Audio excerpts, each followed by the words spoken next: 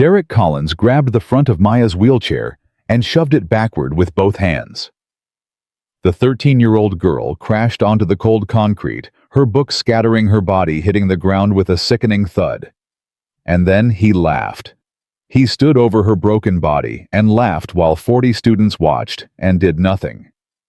But what Derek didn't know was that exactly 30 minutes later, a girl named Destiny Carter would make him regret every single second of that moment in front of the entire school. And what happened next would change Jefferson Middle School forever. Before we begin this incredible story, please subscribe to our channel and follow Maya's journey until the very end. Comment below with the city you're watching from, so we can see how far this story travels. Maya Richardson's wheelchair hit the ground before she did. 1 second she was sitting upright, gripping her wheels, trying to keep her voice steady, as Derek Collins and his friends blocked her path. The next second, the world tilted sideways, and she was falling, with nothing to grab onto but empty air. Her shoulder slammed into the concrete first, then her hip. Then her head bounced off the pavement with a crack that seemed to echo across the entire front entrance of Jefferson Middle School. Her books exploded out of her lap. Her backpack twisted around her arm. And for 3 full seconds, Maya couldn't breathe, couldn't think, couldn't do anything except lie there and stare at the sky while pain radiated through her entire body. Then she heard the laughter. Derek Collins was standing over her, his hand still extended from where he'd grabbed her chair. His face split into a grin that made her stomach turn. "Oops," he said. "My bad. Guess you should have been more careful." Tyler Brooks doubled over laughing. Marcus Webb slapped Derek on the back like he'd just scored a touchdown. And behind them, Maya could see dozens of students watching and doing nothing. Some of them had their phones out. Some of them were recording. Maya's elbow was bleeding. She could feel the warm wetness spreading across her skin, could see the red smear on the concrete beneath her arm. But she didn't cry. She refused to cry. She had learned a long time ago that tears only made bullies laugh harder. "What's the matter?" Derek crouched down next to her, his face inches from hers. "Can't get up." "That's too bad. Maybe if you had real legs you wouldn't have this problem." Maya looked directly into his eyes. "Why do you do this?" Something flickered across Derek's face, just for a second. Something that almost looked human. Then it was gone. "Because I can," he said. And he stood up and walked away, Tyler and Marcus following behind him, all 3 of them laughing like they'd just watched the funniest movie in the world. Maya lay there on the cold ground, her chest heaving, her arm throbbing, her pride shattered into a million pieces. 40 students had watched her fall. 40 students had done nothing. And now they were all walking away, heading into the school, already forgetting what they'd seen. That was when she heard footsteps. Fast footsteps. Someone running. "Hey, get out of my way! Move!" Maya turned her head and saw a girl she'd never seen before pushing through the crowd. The girl was tall, with dark skin and braids pulled back tight. She was wearing jeans and a purple hoodie, and she was moving like she was on a mission. The girl dropped to her knees beside Maya. "Don't move. Are you hurt? Did you hit your head?" "Who are you?" "Destiny Carter." Her eyes were blazing. "That boy pushed you. I saw the whole thing from the bus. I saw him grab your chair and push you over." "I'm fine," Maya said automatically. "I'm okay. I just need to get back in my chair." Destiny's jaw tightened. "You're bleeding." "It's just a scrape." "That's not just a scrape. That's assault." Destiny stood up and spun around to face the dispersing crowd. "Hey, all of you, you just watched a girl get attacked and you did nothing. What is wrong with you people?" A few students glanced back nervously, but no one stopped. No one answered. Derek had paused near the entrance. He turned around, that smug smile still plastered on his face. "Mind your business, new girl. This doesn't concern you." Destiny walked toward him, not fast, not slow, deliberate, like a predator stalking prey. "It does concern me," she said. "When someone hurts an innocent person, it concerns everyone. That's how civilization works." Derek's smile faltered. "You don't know who you're talking to." "I know exactly who I'm talking to." Destiny stopped 3 feet in front of him. "I'm talking to a coward who picks on people who can't fight back." The air went still. Even Tyler and Marcus stopped laughing. Derek took a step forward. "What did you call me?" "You heard me." Destiny didn't move. Didn't flinch. Coward. For a moment, Maya thought Derek was going to hit her. His fists clenched. His face went red. His whole body tensed like a spring about to snap. But then Tyler grabbed his arm. "Bro, let it go. She's not worth it. Let's just go." Derek held Destiny's gaze for another long moment. His eyes were burning with rage, but there was something else there too. Something that looked almost like fear. "This isn't over," he said quietly. "You just made a big mistake, new girl." "I don't think I did," Destiny replied. "But you did, about 10 minutes ago, and you're going to regret it." Derek's face twisted with confusion. "What's that supposed to mean?" Destiny smiled. It was not a friendly smile. "You'll find out." She turned her back on him and walked back to Maya.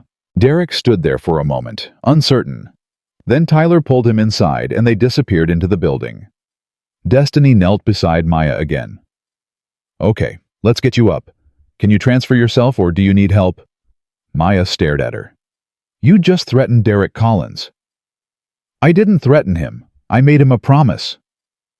"His family basically owns this school. His father is on the school board. His name is literally on the gym." Destiny shrugged. "I don't care if his name is on the White House. He hurt you. That's not okay." She righted Maya's wheelchair and positioned it beside her. Together they managed to get Maya back into the seat. Destiny picked up the scattered books and stacked them neatly in Maya's lap, then pulled a tissue from her pocket and pressed it against Maya's bleeding elbow. "Hold this," she said. "We need to get you to the nurse." "No." Maya shook her head quickly. "No nurse. They'll call my mom and she'll have to leave work and she can't afford to miss hours." Destiny studied her face. "How often does this happen?" Maya hesitated. She had never told anyone the truth. Not her mother, not her teachers, not anyone. She had learned to handle things herself, to minimize everything, to pretend it wasn't as bad as it really was. But something about this girl, this stranger, who had stood up for her when no one else would, made Maya want to be honest. "A lot," she admitted. "Derek's been doing stuff like this since 6th grade. Small stuff usually, blocking my path, making fun of the sound my wheels make, knocking things out of my hands." She paused. "But he's never actually pushed me over before. This is new." Destiny's expression darkened. "And nobody does anything about it." "The teachers don't see it, or they pretend not to see it." "Because of his family." Maya nodded. "His dad donated the money for the new gym.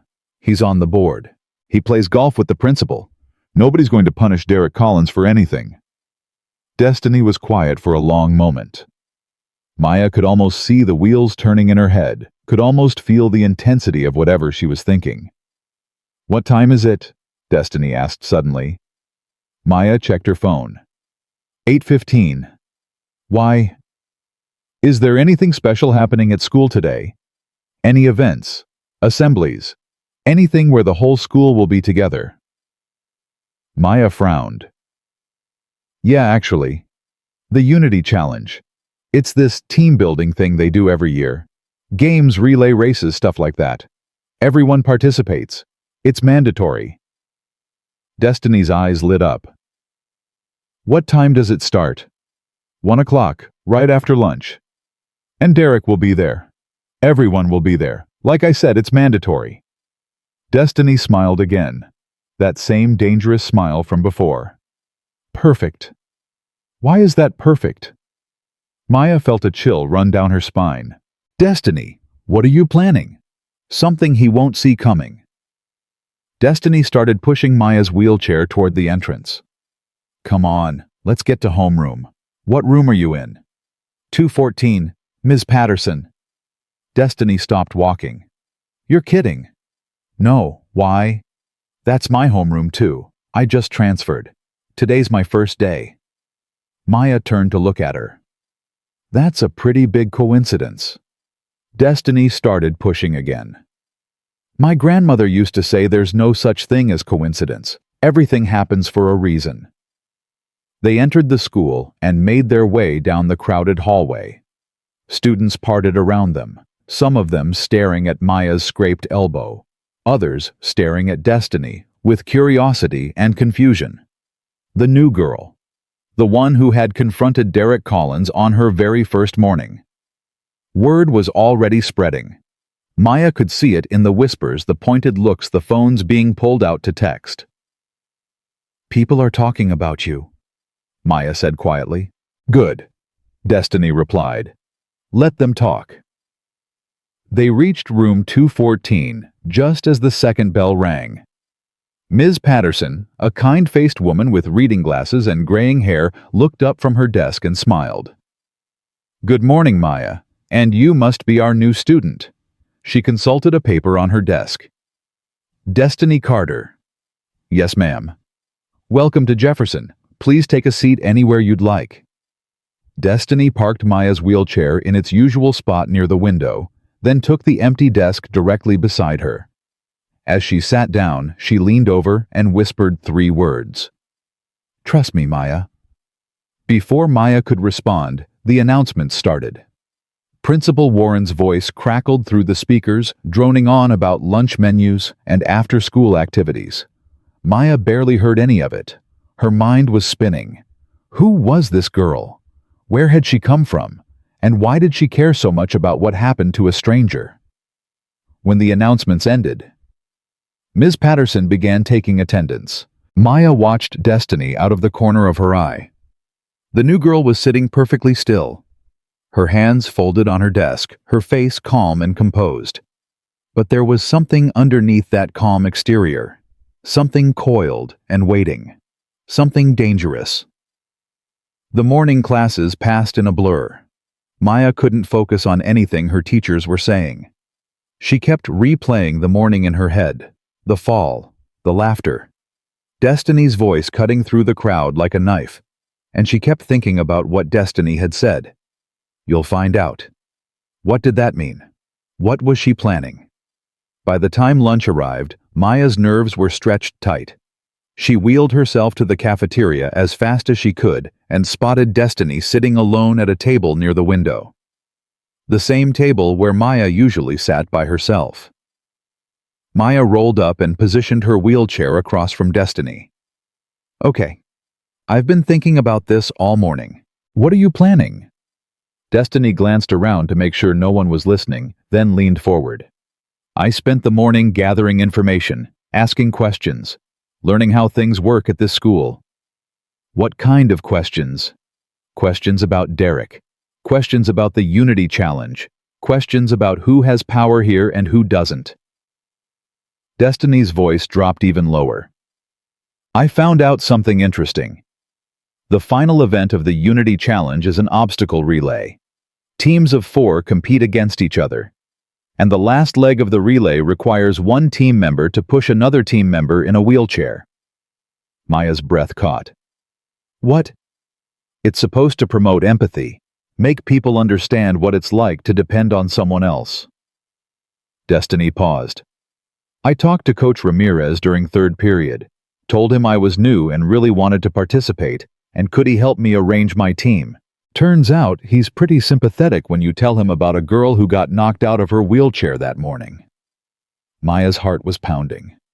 You told him what Derek did. I told him enough. Destiny's eyes gleamed. Derek is going to be on my team. So is Tyler. And so are you. Me.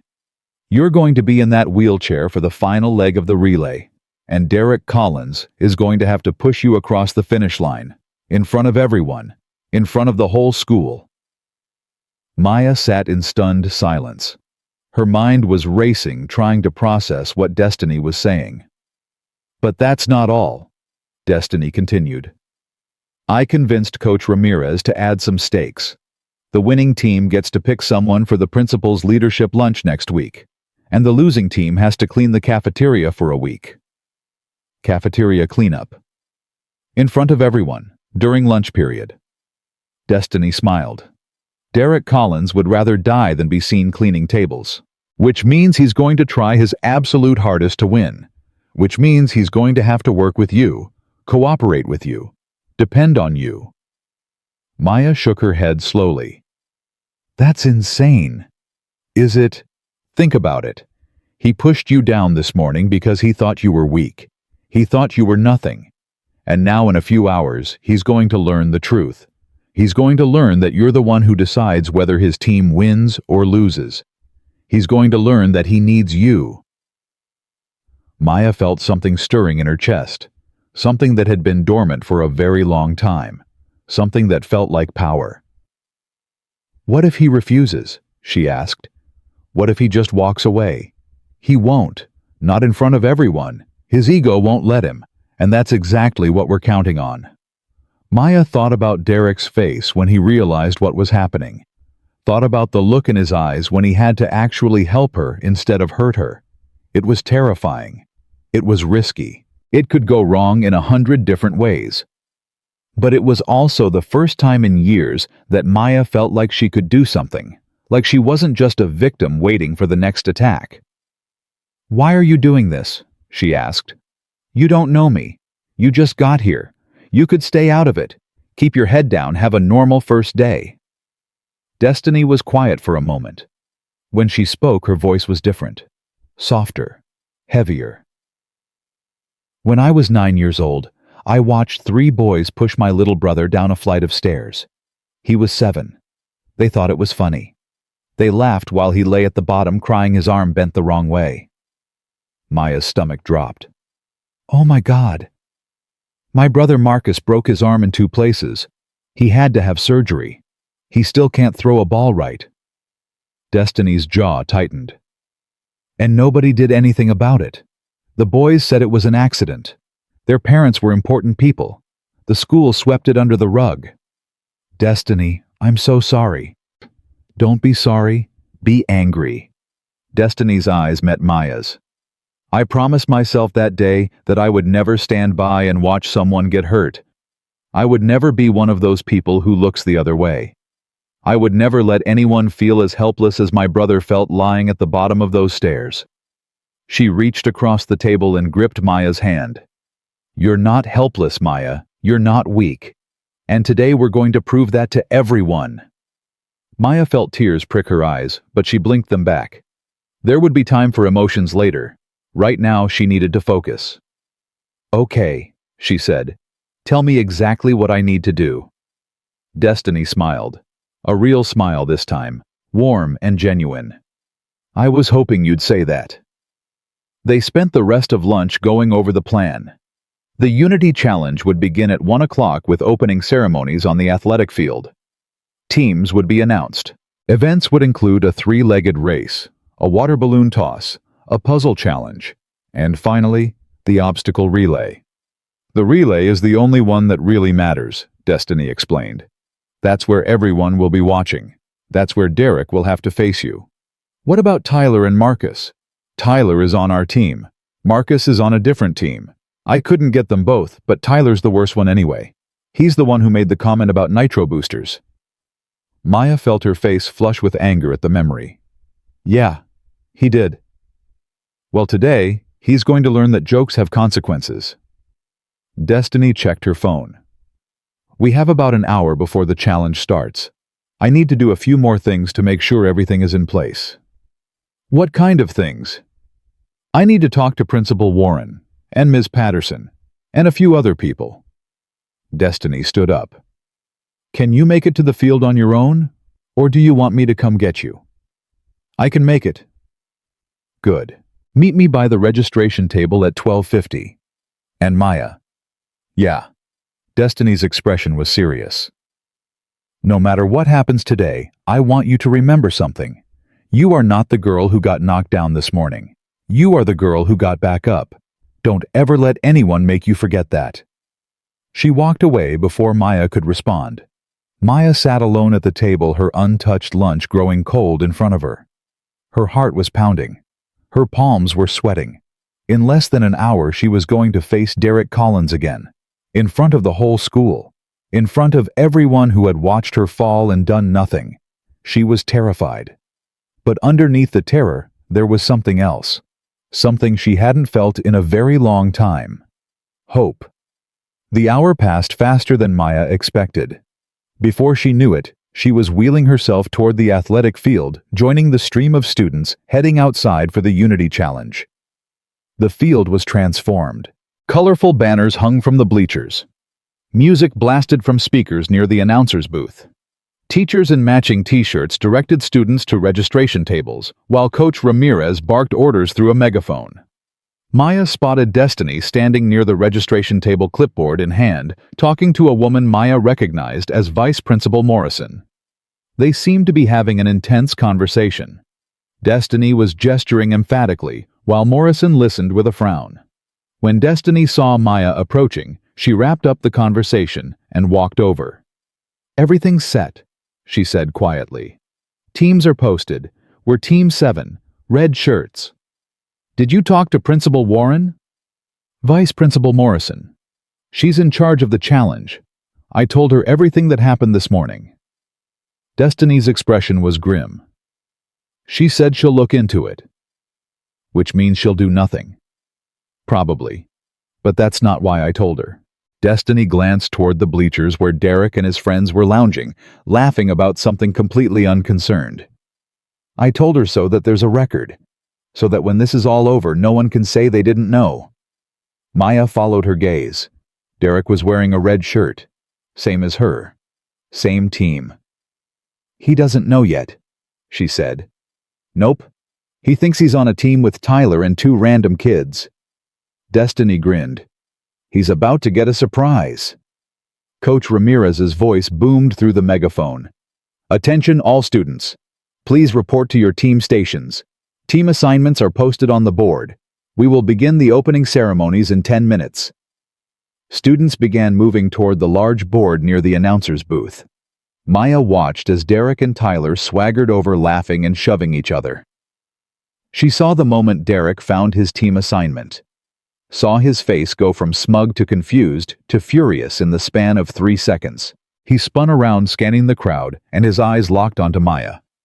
For a long moment, they just stared at each other. Maya felt her heart hammering against her ribs.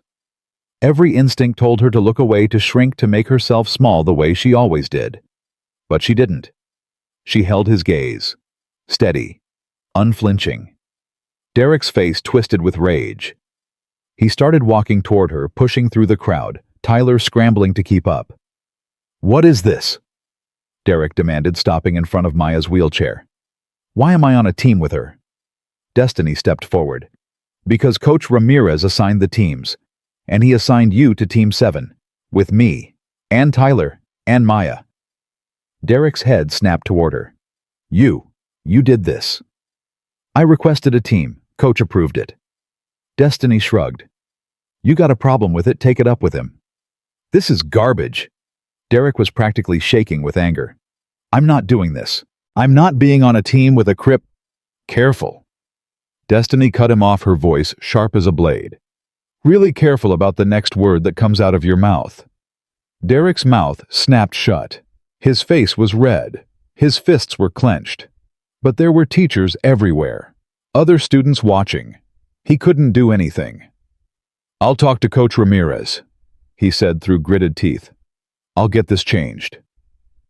"Good luck with that." Destiny checked her clipboard. "Opening ceremonies start in 5 minutes. I suggest you get your head in the game. Because if we lose this relay, you're cleaning the cafeteria for a week, in front of everyone." Derek's eyes widened. "What?" "New rules this year.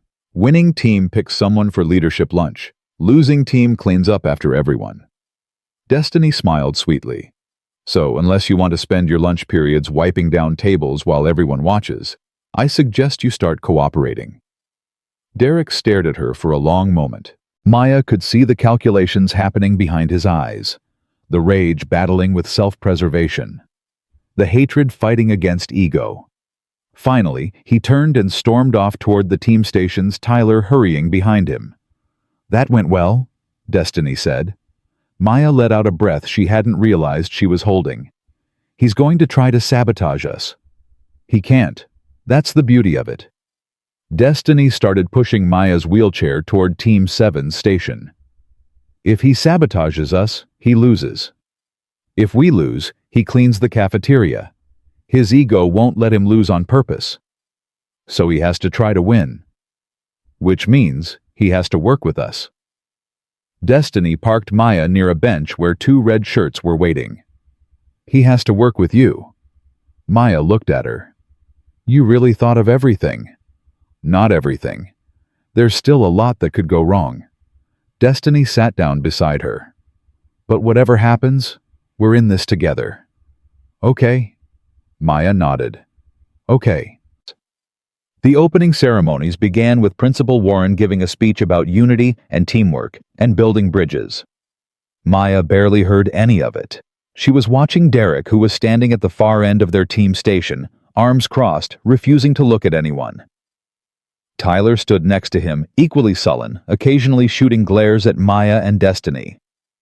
The first event was announced. Three-legged race. Teams of 2 from each group would compete. "I'll do it with Tyler," Destiny said loudly. "Derek, you stay with Maya." Derek's head snapped up. "What?" "No, I'm not." "You're not what?" Destiny's voice was calm, but dangerous. "You're not going to stand next to a girl in a wheelchair for 15 minutes? Is that too hard for you?" Several nearby students were watching now. Derek's face reddened. "Fine," he muttered. "Whatever." Destiny and Tyler lined up with the other pairs. Maya and Derek stood at the sidelines, an uncomfortable 3 feet between them. For a long moment, neither of them spoke. Then Derek broke the silence. "I don't know what you think you're doing," he said quietly, not looking at her. "But this changes nothing." Maya kept her eyes forward. "I'm not trying to change anything." "Then what's the point of this? You think making me stand next to you is going to teach me some kind of lesson?" Maya turned her head to look at him. Really, look at him. She saw the anger in his eyes, the defensiveness. But underneath that, she saw something else. Fear. Derek Collins was afraid. "Why do you hate me so much?" she asked. "What did I ever do to you?" Derek's jaw tightened. "I don't hate you. You pushed me out of my wheelchair this morning. You stood over me and laughed while I was lying on the ground. That was just..." He stopped, swallowed. "That was just messing around." "Messing around?" Maya felt the anger rising in her chest, but she kept her voice steady. "I have a bruise on my hip the size of a baseball. My elbow is still bleeding through the bandage. You call that messing around?" Derek didn't answer. He was staring at the ground now, his shoulders hunched. "I've been at this school for 3 years," Maya continued. 3 years of you blocking my path, making fun of my chair, treating me like I'm less than human. And I never did anything to you. I never said a word. I never fought back. So why? What is it about me that makes you so angry?" Derek was quiet for so long that Maya thought he wasn't going to answer. Then he said something that surprised her. "You think I'm angry at you?" Maya frowned. "Aren't you?" Derek finally looked at her. His eyes were different now, hollow, empty. "I'm not angry at you," he said quietly. "I don't even think about you." The words hit Maya like a slap. Not angry, not thinking about her. She was nothing to him. Just a target. Just a way to feel powerful. Before she could respond, the whistle blew. The 3-legged race was over. Destiny and Tyler were walking back, having finished somewhere in the middle. "How'd we do?" Destiny asked. "4th place," Tyler muttered. "Would have been better if you weren't so slow. Would have been better if you weren't so uncoordinated." Destiny shot back. The next event was the water balloon toss. Pairs stood at increasing distances, tossing fragile balloons back and forth. "Maya and Derek," Destiny announced. "You're up." Derek's head snapped toward her. "She can't catch. Her arms—" "Her arms work fine," Maya interrupted. "I can catch." Derek stared at her. Then wordlessly he grabbed a balloon from the bucket and walked to the starting line. Maya wheeled herself to face him, positioning her chair carefully. The whistle blew. Derek tossed the balloon. It arced through the air, spinning gently, and landed right in Maya's outstretched hands. She caught it perfectly, cradling it against her chest. A few students nearby cheered. Maya tossed it back. Derek caught it. They moved back another few feet. Toss, catch, toss, catch. They made it through 4 rounds before their balloon finally burst, splashing water across Derek's shirt. He stood there for a moment, dripping, looking almost surprised. "Nice catch," he said grudgingly. Maya didn't smile. "Thanks." They moved on to the puzzle challenge. All 4 team members worked together to solve a series of riddles and assemble a physical puzzle. Maya's mind worked quickly. She solved 2 riddles before anyone else had finished reading them. She identified patterns in the puzzle pieces that the others missed. And slowly, grudgingly, the team started working together. "That piece goes there," Maya pointed. Derek looked where she was pointing, hesitated, then placed the piece exactly where she'd indicated. It fit perfectly. Team 7 finished the puzzle challenge in 2nd place. "Not bad," Destiny said as they headed back to their station. "One more event. The relay." Maya's stomach tightened. This was it, the moment everything had been building toward. Coach Ramirez's voice boomed across the field. "Final event, obstacle relay, all teams to the starting line." The course was laid out across the field: hurdles, cones, balance beams, and at the very end, a straight stretch to the finish line with a wheelchair waiting at the starting point. "Here's how it works," Coach Ramirez explained. "First runner does the hurdles. Tags the second runner who does the cones. Second runner tags the third runner who does the balance beam. Third runner gets in the wheelchair, and the fourth runner pushes them to the finish line." Derek's face had gone pale. "Wait, who's pushing the wheelchair?" Destiny smiled. "You are." "No, no way, I'm not." "You're the fastest runner on our team," Destiny said. "You did hurdles in track last year. You start us off."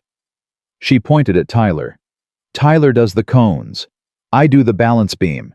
And then you push Maya across the finish." "Why can't I push the wheelchair?" "Because you're slower than Derek. And we need to win." Destiny's eyes hardened. "Unless you want to lose on purpose. Unless cafeteria cleanup sounds fun to you." Derek's jaw was clenched so tight, Maya could see the muscles working. His whole body was rigid with fury. But he didn't argue. He couldn't. The teams lined up. 8 groups of 4, all wearing different colored shirts, all waiting for the whistle. Derek crouched at the starting line, his eyes fixed on the hurdles ahead. The whistle blew. Derek exploded forward. Whatever else he was fast. He cleared the hurdles in seconds, his long legs eating up the distance, and tagged Tyler with enough force to nearly knock him over. Tyler stumbled through the cones slower than some of the other teams, but not the slowest. Destiny mounted the balance beam and crossed it quickly, arms out, feet steady. And then she was running toward the wheelchair station, toward Maya. Maya's heart was pounding. This was it. This was the moment. Destiny reached the station and held up her hand for a high five. Maya slapped it, and Destiny stepped back. Derek was already there, his hands closing around the wheelchair grips. For one horrible second, Maya thought he might just stand there, refuse to push, let them lose. But then she felt the chair lurch forward. Derek was pushing. The course wasn't smooth. There were bumps and dips in the grass, uneven patches that made the wheels shake. Maya gripped her armrests, her body tensing with every jolt. Left, she called out. There's a hole on the right. Derek adjusted, steering left. Slow down. The wheel is catching on something. Derek slowed, let the wheel clear, then sped up again. They were working together. Actually working together. And they were gaining on the team ahead of them. Come on. Destiny was screaming from the sidelines. Go, go, go! Maya could see the finish line ahead. 50 feet, 40 feet, 30. Another team was right beside them. Blue shirts, neck and neck. Faster! Maya shouted. Derek's grip tightened. His feet pounded against the grass. The wheelchair was practically flying now, bouncing and shaking, but Maya held on. 20 feet, 10 feet, 5.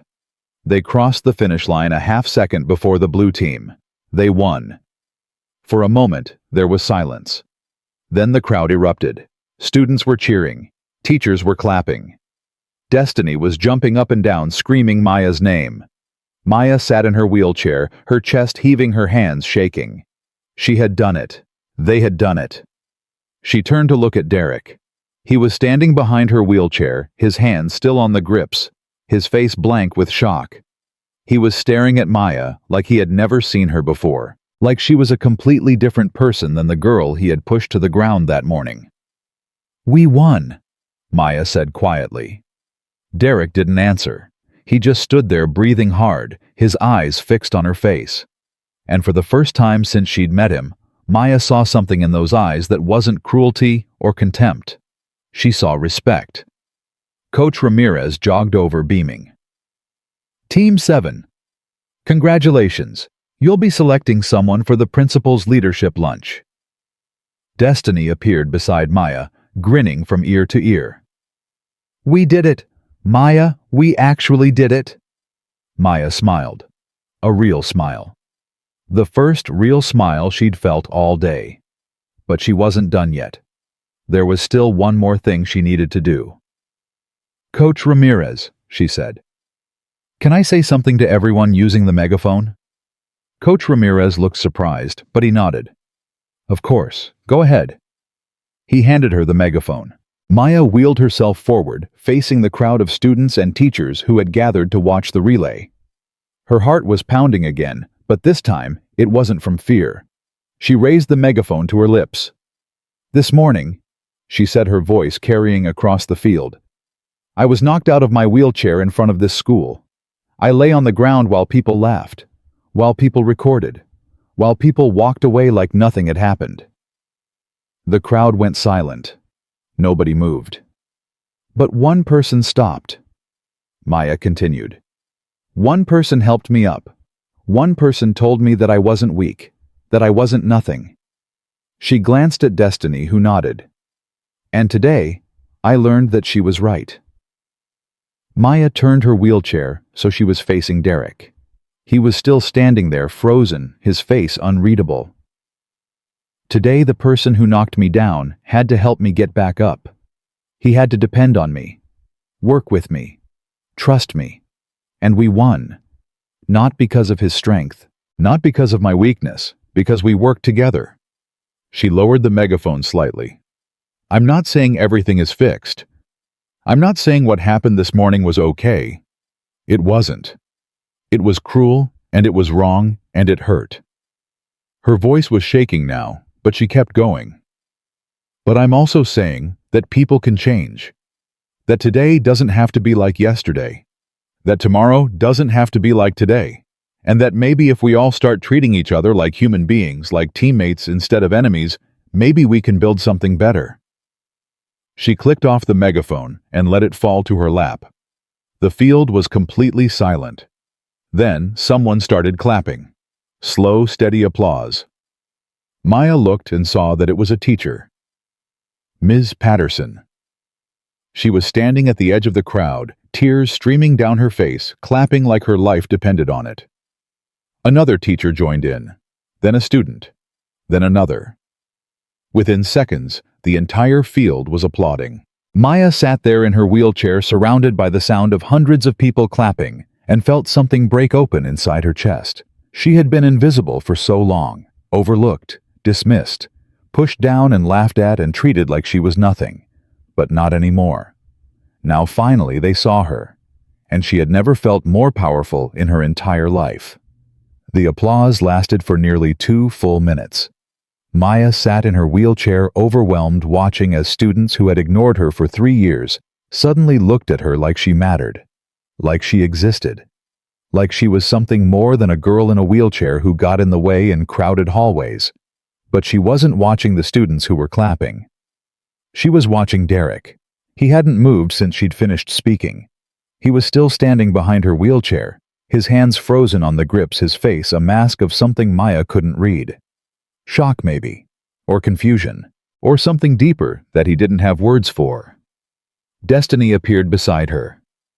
"That was incredible," she whispered. "Maya, that was absolutely incredible. I don't know what came over me." "You found your voice." Destiny squeezed her shoulder. "That's what came over you." Coach Ramirez was walking toward them, still beaming, but before he could reach them, something happened that made Maya's blood run cold. A man was pushing through the crowd. A tall man in an expensive suit, his face twisted with fury. Maya recognized him immediately. Everyone at Jefferson Middle School recognized him. Richard Collins, Derek's father, school board member, the man whose name was carved into the gymnasium wall. He reached Derek in 3 long strides and grabbed his son's arm. "What the hell was that?" Derek flinched. "Dad, you let that girl make a fool of you in front of the entire school." Richard's voice was low but venomous. "You pushed her wheelchair across the finish line like some kind of servant. It was a team event. I had to. You had to nothing." Richard yanked Derek closer. "Do you have any idea how this looks? The Collins family doesn't help cripples. The Collins family leads." Maya felt like she'd been punched in the stomach. Destiny's hand tightened on her shoulder. "Mr. Collins." Coach Ramirez had finally reached them. "Is there a problem?" Richard turned his glare on the coach. "Yes, there's a problem. Who put my son on a team with her?" He jerked his head toward Maya without looking at her. "Who arranged this little spectacle?" "The teams were assigned based on—" "I don't care how they were assigned. I want to know who did it." Destiny stepped forward. "I did." Richard's eyes narrowed. "And who are you?" "Destiny Carter. I'm new here." "Well, Destiny Carter, who's new here, you just made a very big mistake." Richard's smile was cruel. "I'm on the school board. I have relationships with people who can make your life very difficult." "Dad, stop." Derek's voice was quiet but firm. Richard spun back to face his son. "What did you say to me?" "I said stop." Derek pulled his arm free. "She didn't do anything wrong. It was just a relay. It doesn't matter." "It doesn't matter." Richard's face reddened. "Your reputation matters. Our family's reputation matters. And you just let some girl in a wheelchair and her little friend humiliate you in front of everyone." "Nobody humiliated me." Derek's jaw was clenched. "We won. Our team won. Because you pushed her chair like a bellhop at a hotel. Because we worked together." The words hung in the air. Maya couldn't believe what she was hearing. Derek Collins was defending her, defending them, against his own father. Richard stared at his son for a long moment. When he spoke again, his voice was ice. "We'll discuss this at home." He turned and walked away without another word, the crowd parting before him like water. Derek watched him go, his shoulders tense, his hands balled into fists at his sides. "Derek," Maya said softly. He didn't turn around. "Don't. I just wanted to say—" "I said don't." His voice cracked on the last word. "This doesn't change anything. You hear me? This changes nothing."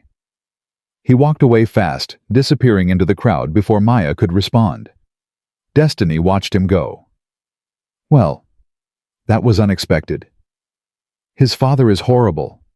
His father is a bully." Destiny's voice was hard. "Now we know where Derek learned it." Maya was quiet for a moment, processing what she'd just witnessed. All this time she'd thought Derek was cruel because he wanted to be, because he enjoyed hurting people. But maybe it was more complicated than that. Maybe Derek was just doing what he'd been taught. It didn't excuse what he'd done. Nothing could excuse that. But it made Maya see him differently, as a person instead of a monster. The Unity Challenge officially ended at 3:45. Students began filtering back into the school to collect their belongings and wait for buses. The energy was different now. People kept looking at Maya, whispering to their friends, pointing when they thought she wasn't watching. "They're talking about you," Destiny said as she pushed Maya toward the school entrance. "I know. How does it feel?" Maya thought about it. "Strange, like I'm wearing someone else's clothes." "You're not." Destiny stopped pushing and came around to face her. "That speech you gave out there, that was you. The real you. The you that's been hiding for 3 years." "I wasn't hiding. I was surviving." "I know." Destiny's voice softened. "But you don't have to just survive anymore. You can live." They entered the school and made their way toward their lockers. The hallways were buzzing with conversation, and Maya caught fragments as she passed. "Did you see her face when she was talking? I can't believe Derek actually pushed her. His dad looked so mad. I heard she's been getting bullied all year and nobody did anything." That last comment made Maya stop.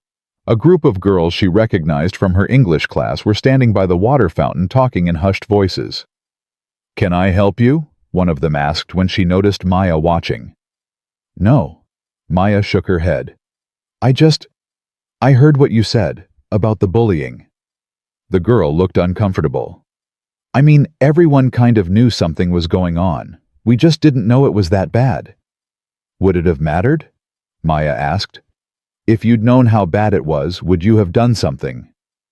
The girl didn't answer. None of them did. They just stood there, avoiding Maya's eyes, shuffling their feet. "That's what I thought," Maya said quietly, and she wheeled herself away. Destiny caught up with her near the lockers. "What was that about?" "Nothing. Everything." Maya spun the combination on her lock with more force than necessary. "I just realized that people knew. They knew what was happening to me, and they chose not to care." "Most people choose not to care. It's easier." "Is that why you're different?" Maya looked at her. "Is that why you stopped this morning when everyone else kept walking?" Destiny was quiet for a moment. "I told you about my brother. About what happened to him." "Yeah." "After that, I promised myself I'd never be a bystander. Never." Her voice was fierce. "But it's more than that. My grandmother raised me after my mom went to prison. She used to say that the measure of a person isn't what they do when everyone's watching. It's what they do when no one is."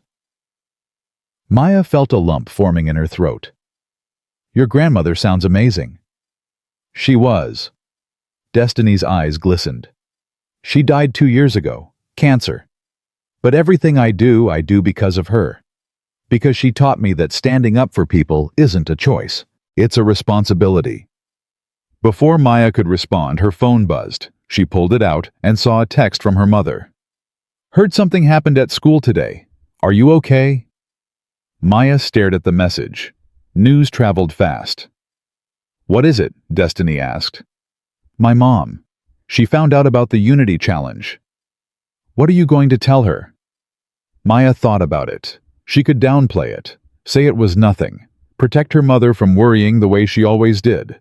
But she was tired of protecting everyone else from the truth. She typed back, "A lot happened. Can we talk when you get home?" The response came immediately. "I'm leaving work early. Be there in an hour. I love you." Maya felt tears prick her eyes. "She's coming home early." "Good." Destiny closed her locker. "You should tell her everything, not just about today, about all of it. I don't want her to worry. She's your mother. She's supposed to worry." Destiny slung her backpack over her shoulder. "Come on, I'll wait with you until your mom gets here." They made their way to the front entrance, passing clusters of students who fell silent as Maya wheeled by. The attention was still strange, still uncomfortable, but Maya was starting to realize that maybe uncomfortable wasn't always bad. Maybe uncomfortable was just the feeling of things changing. They found a bench near the pickup area and settled in to wait. "Can I ask you something?" Maya said after a few minutes of silence. "Anything." "This morning, when you first helped me up, you said you had a plan. You said Derek was going to regret what he did." Maya paused. "Did you know it would turn out like this, with the relay and the speech and everything?" Destiny shook her head.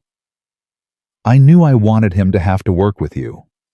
I knew I wanted the school to see you as something other than a victim. But the speech, that was all you. I didn't plan for that. It just happened. I grabbed the megaphone and the words came out. That's how the best things happen." Destiny smiled. "When you stop planning and start feeling." A car pulled into the pickup area. Maya recognized it immediately. Her mother's old Honda, the one with the dented fender and the air freshener shaped like a pine tree hanging from the mirror. Linda Richardson was out of the car before it had even fully stopped. "Maya!" She rushed toward her daughter, her face tight with worry. "Baby, are you okay?" "What happened?" "I got a call from the school saying there was an incident this morning." "Mom, I'm fine, I promise." "You're not fine. Let me see your arm." Linda gently lifted Maya's sleeve and saw the bandage on her elbow. Her face went pale. "What happened? Who did this to you?" "Mom." "Tell me right now, Maya. Who hurt you?" Maya took a deep breath. "His name is Derek Collins. He pushed me out of my wheelchair this morning in front of the school." Linda's expression shifted from worry to something harder. Something dangerous. "Derek Collins," she repeated. "Richard Collins's son. You know him. I know his father. Everyone knows his father." Linda's jaw tightened. "That man thinks he owns this town. He comes into the hospital sometimes for charity events, acts like he's doing everyone a favor just by showing up." "Mom, there's more to the story. I don't care about the story. I care about the fact that someone hurt my daughter." Linda pulled out her phone. "I'm calling the principal, right now. This is assault. There should be consequences." "Mom, wait." Maya grabbed her mother's arm. "Please, just listen to me first." Linda hesitated, then slowly lowered her phone. "I'm listening." Maya told her everything. The fall, Destiny's intervention, the Unity Challenge, the relay, the speech, Derek standing up to his father. All of it from beginning to end without leaving anything out. When she finished, Linda was crying. 3 years, she whispered. "This has been happening for 3 years, and you never told me. I didn't want you to worry. You already work so hard, and I didn't want to add more stress to your life."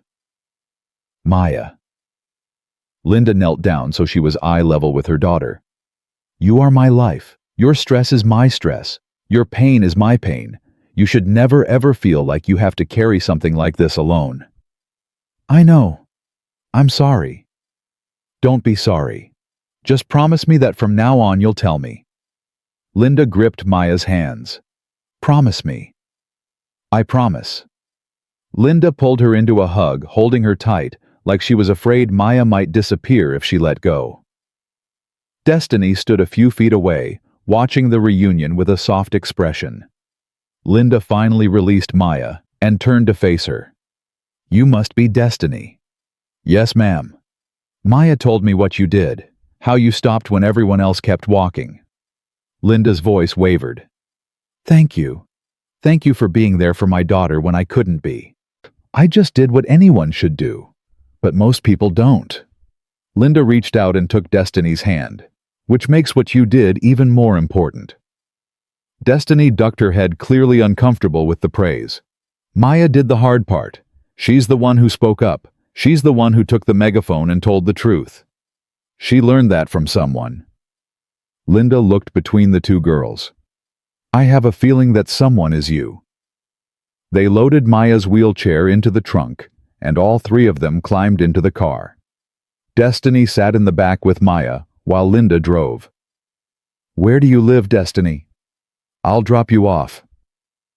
"Actually, Mrs. Richardson, I was wondering if I could come over for a little while, if that's okay.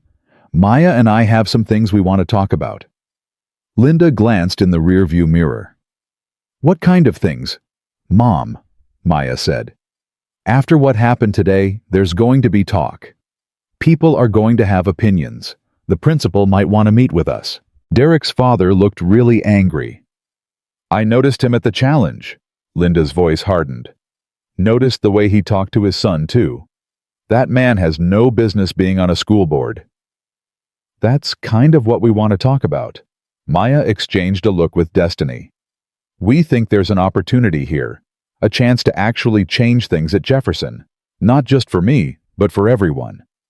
Linda was quiet for a moment. "What exactly are you planning?" "We're not sure yet," Destiny said. "But we know that what happened today got people's attention. People are talking. People are thinking about things they've been ignoring for a long time. If we can keep that momentum going, you might be able to make a real difference," Linda finished. "Exactly." Linda nodded slowly. "All right, come over, have dinner with us. We'll talk about it together."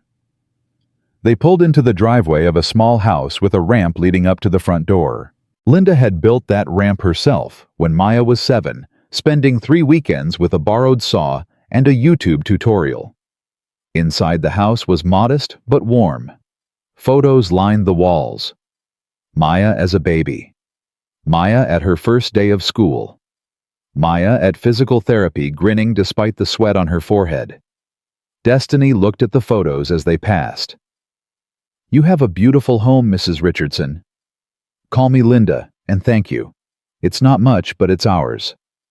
They settled in the living room, Maya transferring from her wheelchair to the couch, while Destiny sat beside her, and Linda took the armchair across from them. "All right," Linda said. "Tell me what you're thinking." Maya looked at Destiny, who nodded encouragingly. "The principal has a monthly assembly," Maya began. "Character counts. They talk about kindness and respect and all that stuff. But it's mostly just teachers lecturing. Nobody really listens." "I've been to a few of those," Linda said. "You're right. They're not very effective. We want to change that." Maya leaned forward.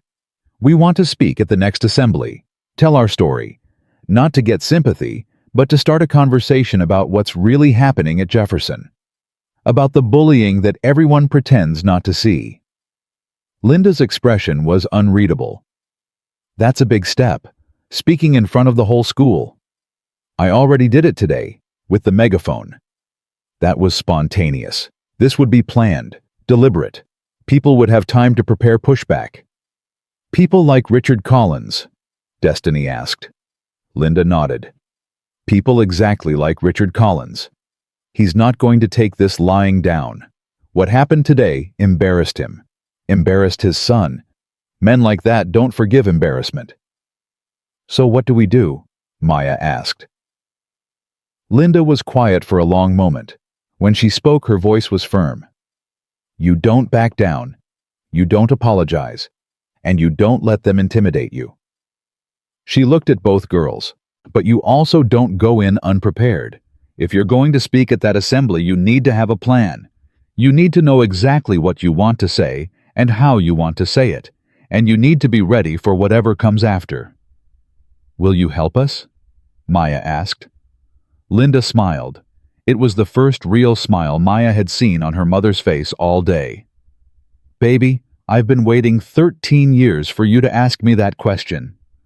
They spent the next 3 hours planning. Linda ordered pizza. Destiny took notes on her phone. Maya talked through what she wanted to say, refining her message, thinking about how to reach students who had spent years looking the other way. By the time Destiny's grandmother came to pick her up, they had a plan. Not a perfect plan, not a guaranteed plan, but a plan. "Same time tomorrow?" Destiny asked as she headed for the door. "Same time tomorrow," Maya confirmed. Destiny paused at the threshold. Hey, Maya. Yeah. What you did today took guts. Real guts. I just want you to know that whatever happens next, I'm proud to be your friend. Maya felt warmth spread through her chest. I'm proud to be yours too. Destiny smiled, waved to Linda, and disappeared into the evening. Maya sat in the quiet living room, listening to the sound of Destiny's grandmother's car pulling away. You okay? Linda asked, settling onto the couch beside her. I think so. Maya leaned against her mother's shoulder. I'm scared. About what happens next. About what Derek's father might do. About whether anyone will actually listen. Being scared is normal. Being scared means you understand what's at stake. Linda wrapped an arm around her daughter. But I want you to remember something. You've already done the hardest part. You've already stood up. Everything else is just follow-through. Maya closed her eyes. Grandpa would have been proud, wouldn't he? Linda's voice caught. Baby, your grandfather marched across the Edmund Pettus Bridge when he was 19 years old. He faced dogs and fire hoses and men who wanted to kill him, and he didn't back down. When he looked at you all, he ever saw was that same strength, that same courage. I miss him. I miss him too. Linda kissed the top of her head. But I see him every time I look at you. And today I saw him more clearly than ever. Maya opened her eyes and looked at the photo on the mantel.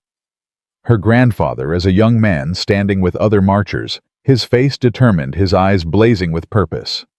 She had his eyes. She had always had his eyes.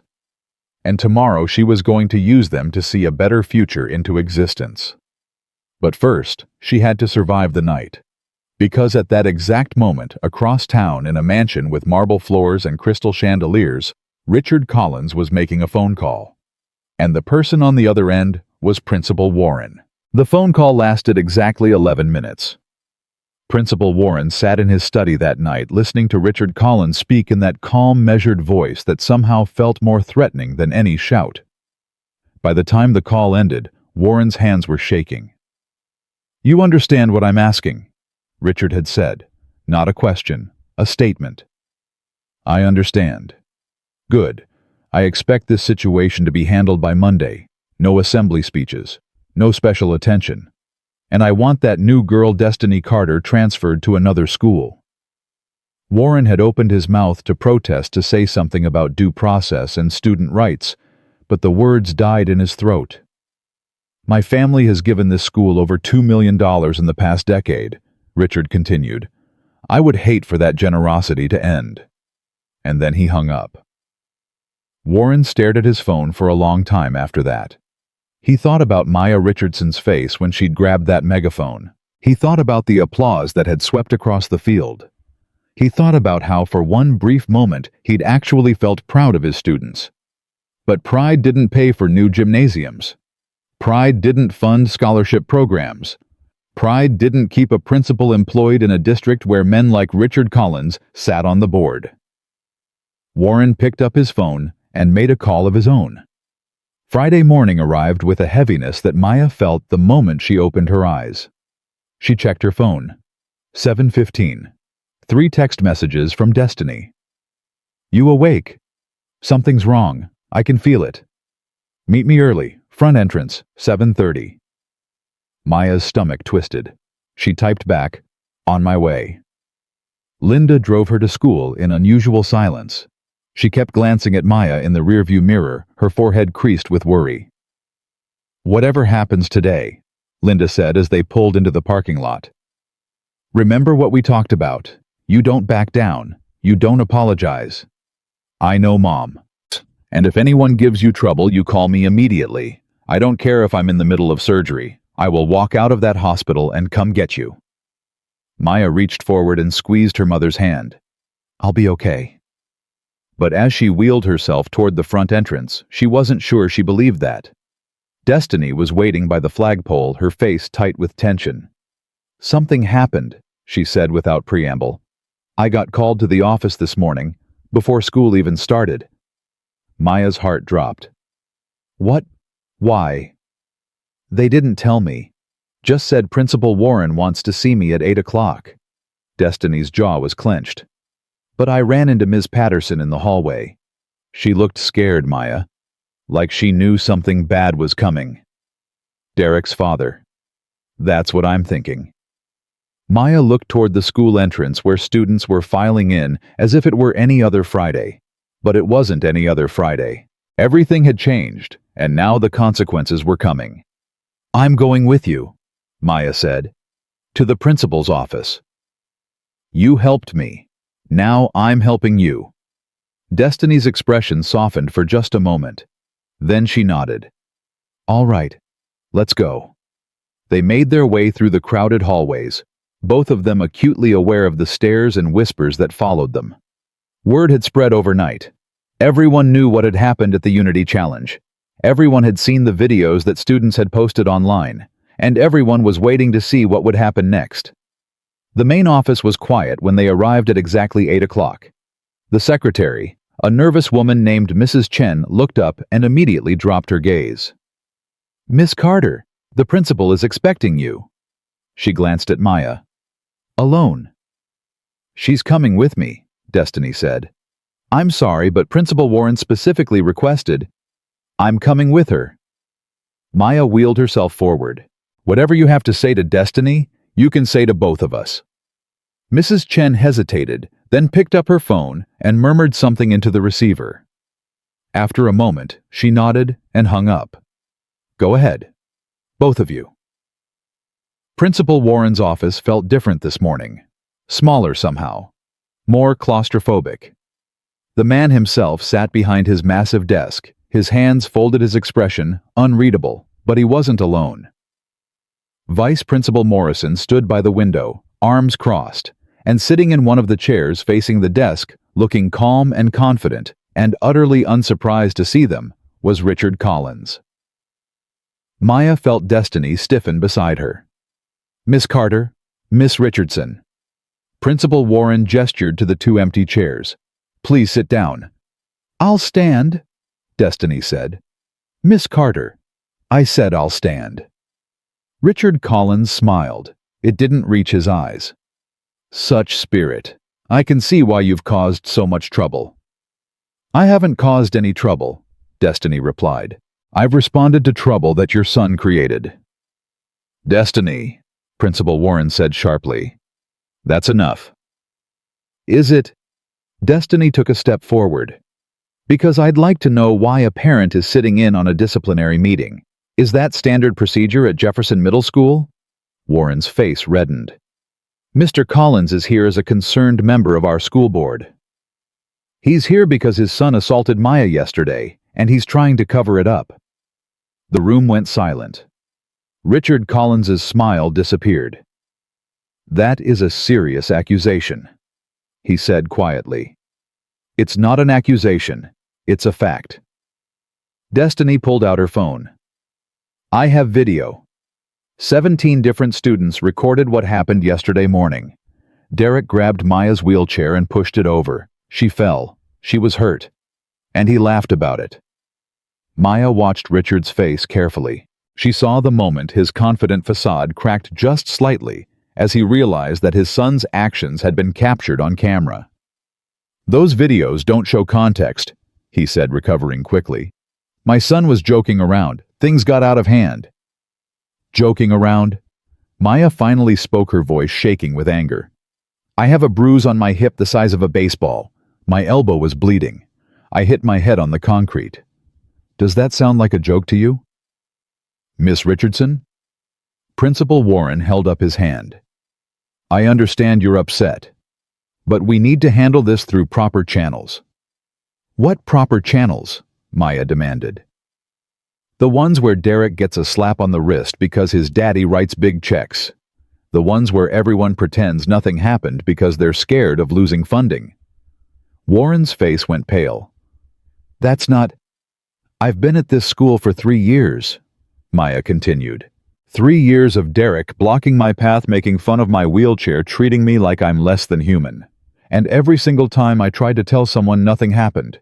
Because of him. She pointed at Richard Collins. Because everyone is terrified of what he might do if his precious son faces any consequences. Richard stood up slowly. Be very careful, young lady. You're making accusations you can't support. Can't I? Maya felt something building in her chest, something that had been buried for too long. I have 3 years of incidents documented in a notebook at home. Dates, times, witnesses. I have text messages from other students who've seen what Derek does, but were too afraid to speak up.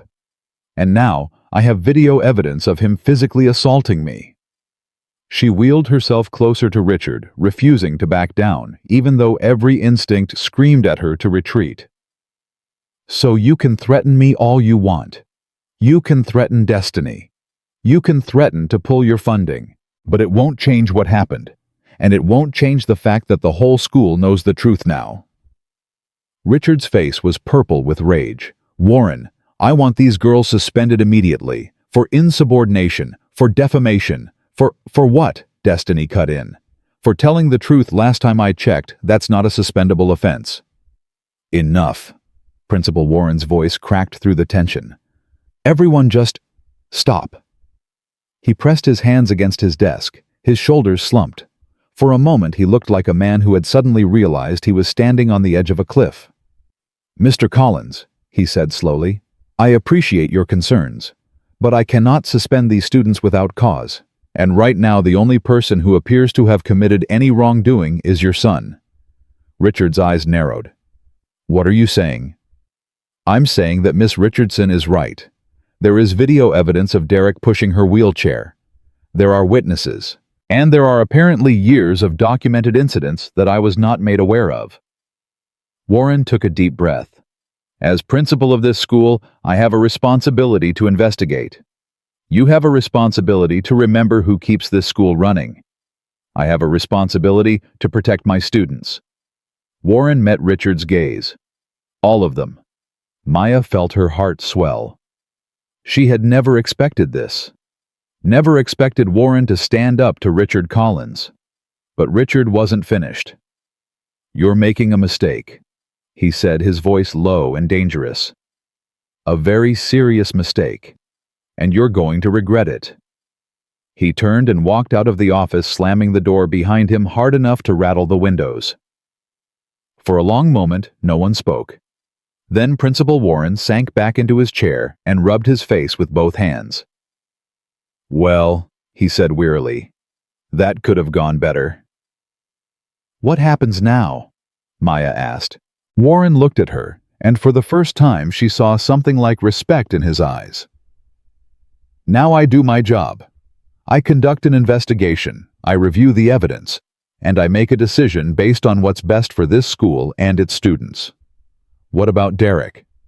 Derek will be interviewed, his parents will be notified. And if the evidence supports what you've told me, there will be consequences. Real consequences, Destiny pressed. Or the kind of consequences that disappear when his father makes another donation. Warren flinched. Miss Carter, I know I haven't always handled these situations well.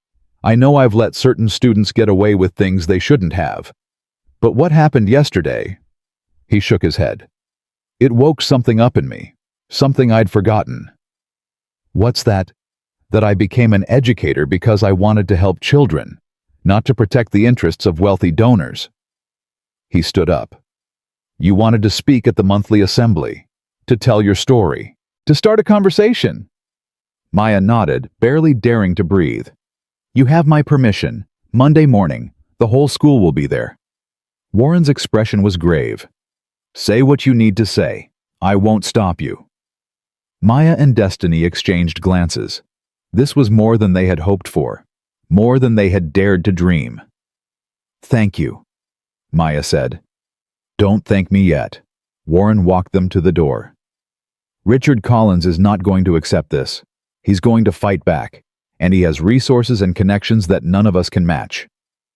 We know, Destiny said, but we're not backing down. Warren almost smiled. No. I don't suppose you are. They left the office and made their way back into the hallway, both of them still processing what had just happened. He actually stood up to him, Maya said in disbelief. I didn't think he had it in him. Neither did I. Destiny's expression was thoughtful. But that doesn't mean we're safe. You heard what Warren said. Collins is going to fight back. How? What can he do? I don't know. But men like that don't lose gracefully. They burn everything down before they admit defeat. The morning passed in a haze of whispers and stares. Everywhere Maya went, students watched her with a mix of curiosity and something that looked almost like admiration. Several of them approached her between classes to say they'd seen the videos, that they thought what she'd said at the Unity Challenge was brave, that they were sorry they hadn't spoken up sooner. Maya accepted their words graciously, but she couldn't shake the feeling that something was coming. Something bad. Her feeling was confirmed at 11:45. She was heading to lunch when her phone buzzed with a text from Destiny. Meet me in the library, now, it's urgent. Maya changed direction and wheeled herself as fast as she could toward the library. She found Destiny in the back corner, hunched over a laptop, her face pale. What is it? What happened? Destiny turned the laptop so Maya could see the screen. It was a news article from the Birmingham Daily Herald. The headline made Maya's blood run cold. Local middle school rocked by bullying allegations. Wealthy donor claims daughter was targeted by students with disabilities. Maya stared at the screen, unable to process what she was reading. He flipped the story, she whispered. Read it. Destiny's voice was shaking. Read the whole thing. Maya scrolled through the article, her horror growing with every paragraph. Richard Collins had given an interview claiming that his son Derek was the victim. That Maya and Destiny had orchestrated the Unity Challenge incident to humiliate him. That the school was failing to protect students from targeted harassment campaigns, led by students who exploited their disability status for sympathy. This is insane, Maya said. He's completely lying. It gets worse. Destiny scrolled to a quote near the bottom. Look at this. Richard Collins's statement. My family has supported Jefferson Middle School for over a decade. We've built gymnasiums, funded scholarships, and created opportunities for countless students. And this is how we're repaid. By allowing our son to be ambushed and publicly humiliated by students who have weaponized their victimhood. I'm calling on Principal Warren to resign immediately and for a full investigation into the hostile environment that has been allowed to fester at this school. Maya felt sick. He's calling for Warren's resignation. And that's not all. Destiny pulled up another tab. This article has been shared over 2,000 times in the last hour. There are people in the comments calling us liars, saying we should be expelled, saying we're exactly what's wrong with America today. Maya's hands were shaking. But we have video. We have evidence. He has money. And apparently money talks louder than evidence. Destiny closed the laptop. What do we do now? Maya didn't answer. She couldn't. Everything they had worked for, everything they had hoped to achieve, was crumbling around them. And then her phone rang. It was her mother. Maya! Linda's voice was tight with controlled fury. I just saw the article. I'm leaving work right now. Stay exactly where you are. Do not talk to anyone. Do not make any statements. I'm calling a lawyer. Mom, I know you didn't do anything wrong, baby, but this man is trying to destroy you, and we need to protect ourselves. Linda's voice cracked. I'm so sorry. I should have stopped this years ago. I should have fought harder. Mom, it's not your fault. Just stay put. I'll be there in 20 minutes. The call ended. Maya lowered her phone and looked at Destiny. My mom's coming. She's calling a lawyer. Destiny nodded slowly. Good. That's good. Destiny, I'm scared. I know. Destiny reached out and took her hand. I'm scared too. But we're not giving up. You hear me? We're not backing down. How can you be so sure he has so much power? He can say whatever he wants and people believe him. Destiny was quiet for a moment. Then she pulled out her own phone and started typing. What are you doing? Something my grandmother taught me. Destiny hit send and looked up. When someone tries to drown out your voice with lies, you don't shout louder. You find more voices. What does that mean? It means I just sent every video from yesterday to every news outlet in Birmingham, every TV station, every newspaper, every website. Destiny's eyes were fierce.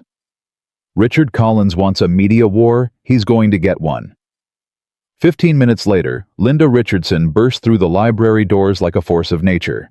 She was followed by a tall woman in a sharp suit who introduced herself as Victoria Hayes, civil rights attorney. "I've reviewed the article," Victoria said, sitting down across from Maya and Destiny. "It's defamatory, demonstrably false, and I'm going to make Richard Collins regret every single word." "Can you actually win against someone like him?" Maya asked. Victoria smiled. It was not a friendly smile. "Honey, I've been taking down men like Richard Collins for 25 years. They all think they're untouchable. They all think their money makes them invincible." She leaned forward. "They're all wrong. What do we need to do? First, we document everything, every incident, every interaction, every text message and email and video clip. We build a case so airtight that not even the best lawyers in Alabama can punch a hole in it." Victoria pulled out a legal pad. "Second, we go public, not with accusations, with truth. We let the evidence speak for itself." "The assembly," Maya said suddenly. "Principal Warren gave us permission to speak at Monday's assembly." Victoria's eyebrows rose. Warren agreed to that after Collins threatened him. He said he wanted to do the right thing. Victoria tapped her pen against the legal pad. "That's either very brave or very stupid. Possibly both." She looked at Maya. "If you speak at that assembly, Collins will come after you with everything he has. He'll drag your name through the mud. He'll dig into your past, your mother's past, anything he can use to discredit you." Maya felt her mother's hand on her shoulder. "I'm not afraid of him finding anything," Linda said quietly. "We don't have secrets." "Everyone has secrets, Mrs. Richardson, but that's not the point." Victoria stood up. "The point is whether Maya is willing to face what's coming. Because it won't be easy, it won't be fair, and it won't be over quickly." Maya looked at her mother, then at Destiny, then at Victoria Hayes, this stranger who had walked into her life, ready to fight for her. "I've spent 3 years being afraid," Maya said. 3 years staying quiet while Derek Collins and people like him treated me like I was nothing. 3 years waiting for someone else to fix things. She straightened in her wheelchair, her chin lifting. "I'm done waiting. I'm done being afraid. And I'm done letting men like Richard Collins decide who gets to speak and who has to stay silent." Victoria's smile widened. "That's exactly what I wanted to hear." The rest of Friday was a blur of meetings, phone calls, and strategy sessions. Victoria set up a war room in the Richardson living room, covering the walls with timelines and evidence and legal documents. News crews started showing up by early evening, drawn by Destiny's mass email and the growing social media firestorm. By 8 o'clock, the story had gone national. "Jefferson Middle School bullying case sparks outrage," read the CNN headline. "Wheelchair-bound student speaks out against wealthy donor's son," declared Fox News. "The video Richard Collins doesn't want you to see," proclaimed a viral Twitter thread with over 50,000 retweets. Maya watched the coverage from her living room, surrounded by her mother, Destiny, and Victoria. Every few minutes, her phone would buzz with another notification. Another message of support. Another share. Another voice joining the chorus. "This is really happening," she said quietly. "This is really happening," Destiny confirmed. At 9:15, Maya's phone rang. Unknown number. She answered it carefully. "Hello." A voice she recognized immediately. Young, male, uncertain. "Maya." "It's Derek." Maya's breath caught. "How did you get this number?" "I found it. Look, I only have a minute. My dad took my phone, but I snuck into his office." Derek's voice was rushed, panicked. "I need you to know something." "Know what?" "My dad. He's not going to stop. He's planning something for Monday, something big. He's been on the phone all night with lawyers and board members and people I don't even know. Maya's hand tightened on the phone. What kind of something?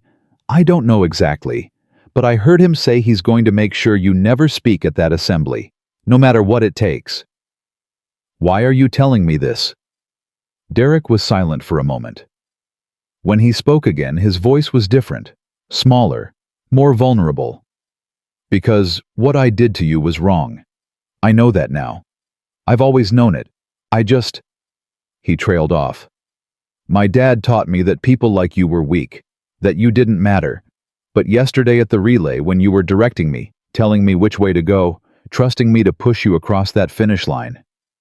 He took a shaky breath. Nobody's ever trusted me with anything important. Nobody's ever needed me for anything except throwing a football and making my dad look good. But you needed me, and I didn't let you down. Maya felt tears prick her eyes. Derek, I have to go. He's coming. The line crackled. Just be careful on Monday. Whatever he's planning, it's going to be bad. The call ended. Maya lowered the phone and looked at the others. That was Derek Collins, she said. And he just warned me that his father is planning to stop me from speaking on Monday. Victoria's expression hardened. Then we need to be ready for anything. How do we prepare for something when we don't know what it is? Victoria walked to the window and looked out at the news vans parked along the street. By making sure that whatever Richard Collins is planning, the whole world is watching when it happens. She turned back to face Maya. Monday morning, you're not just going to speak at that assembly. You're going to speak to the nation. Monday morning arrived like a storm rolling in from the horizon. Maya had barely slept all weekend. Every time she closed her eyes, she saw Richard Collins's face, heard his threats, felt the weight of what was coming pressing down on her chest like a stone. At 6:30, her mother knocked on her bedroom door. You ready?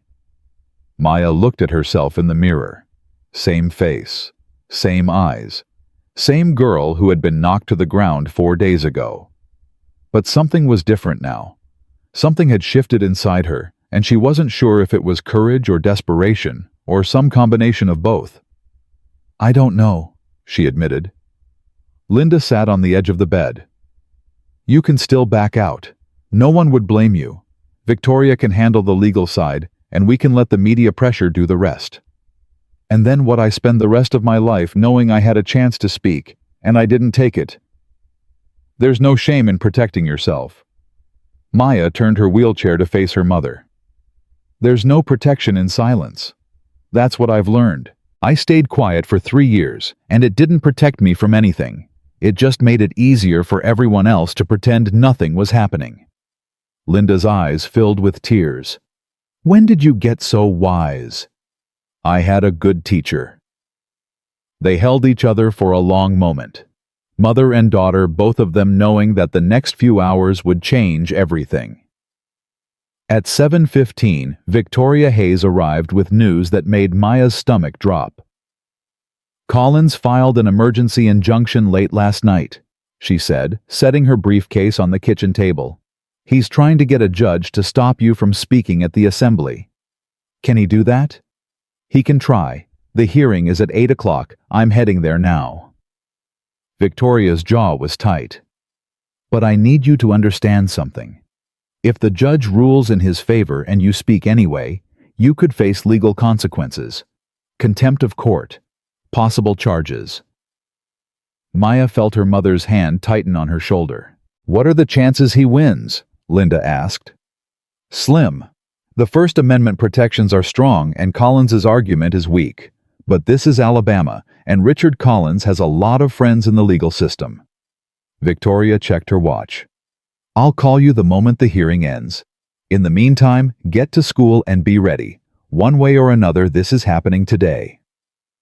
She left, and the house fell silent.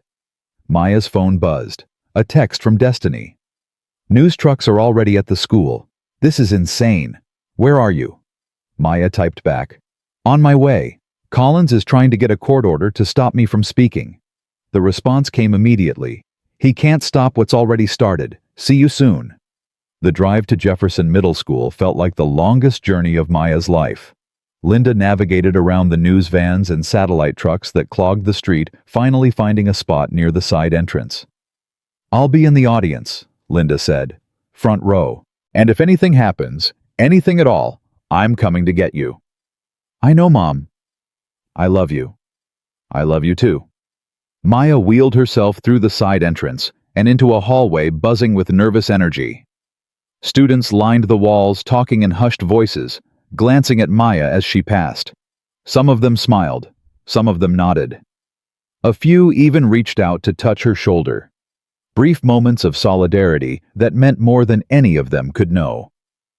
She found Destiny waiting by the gymnasium doors.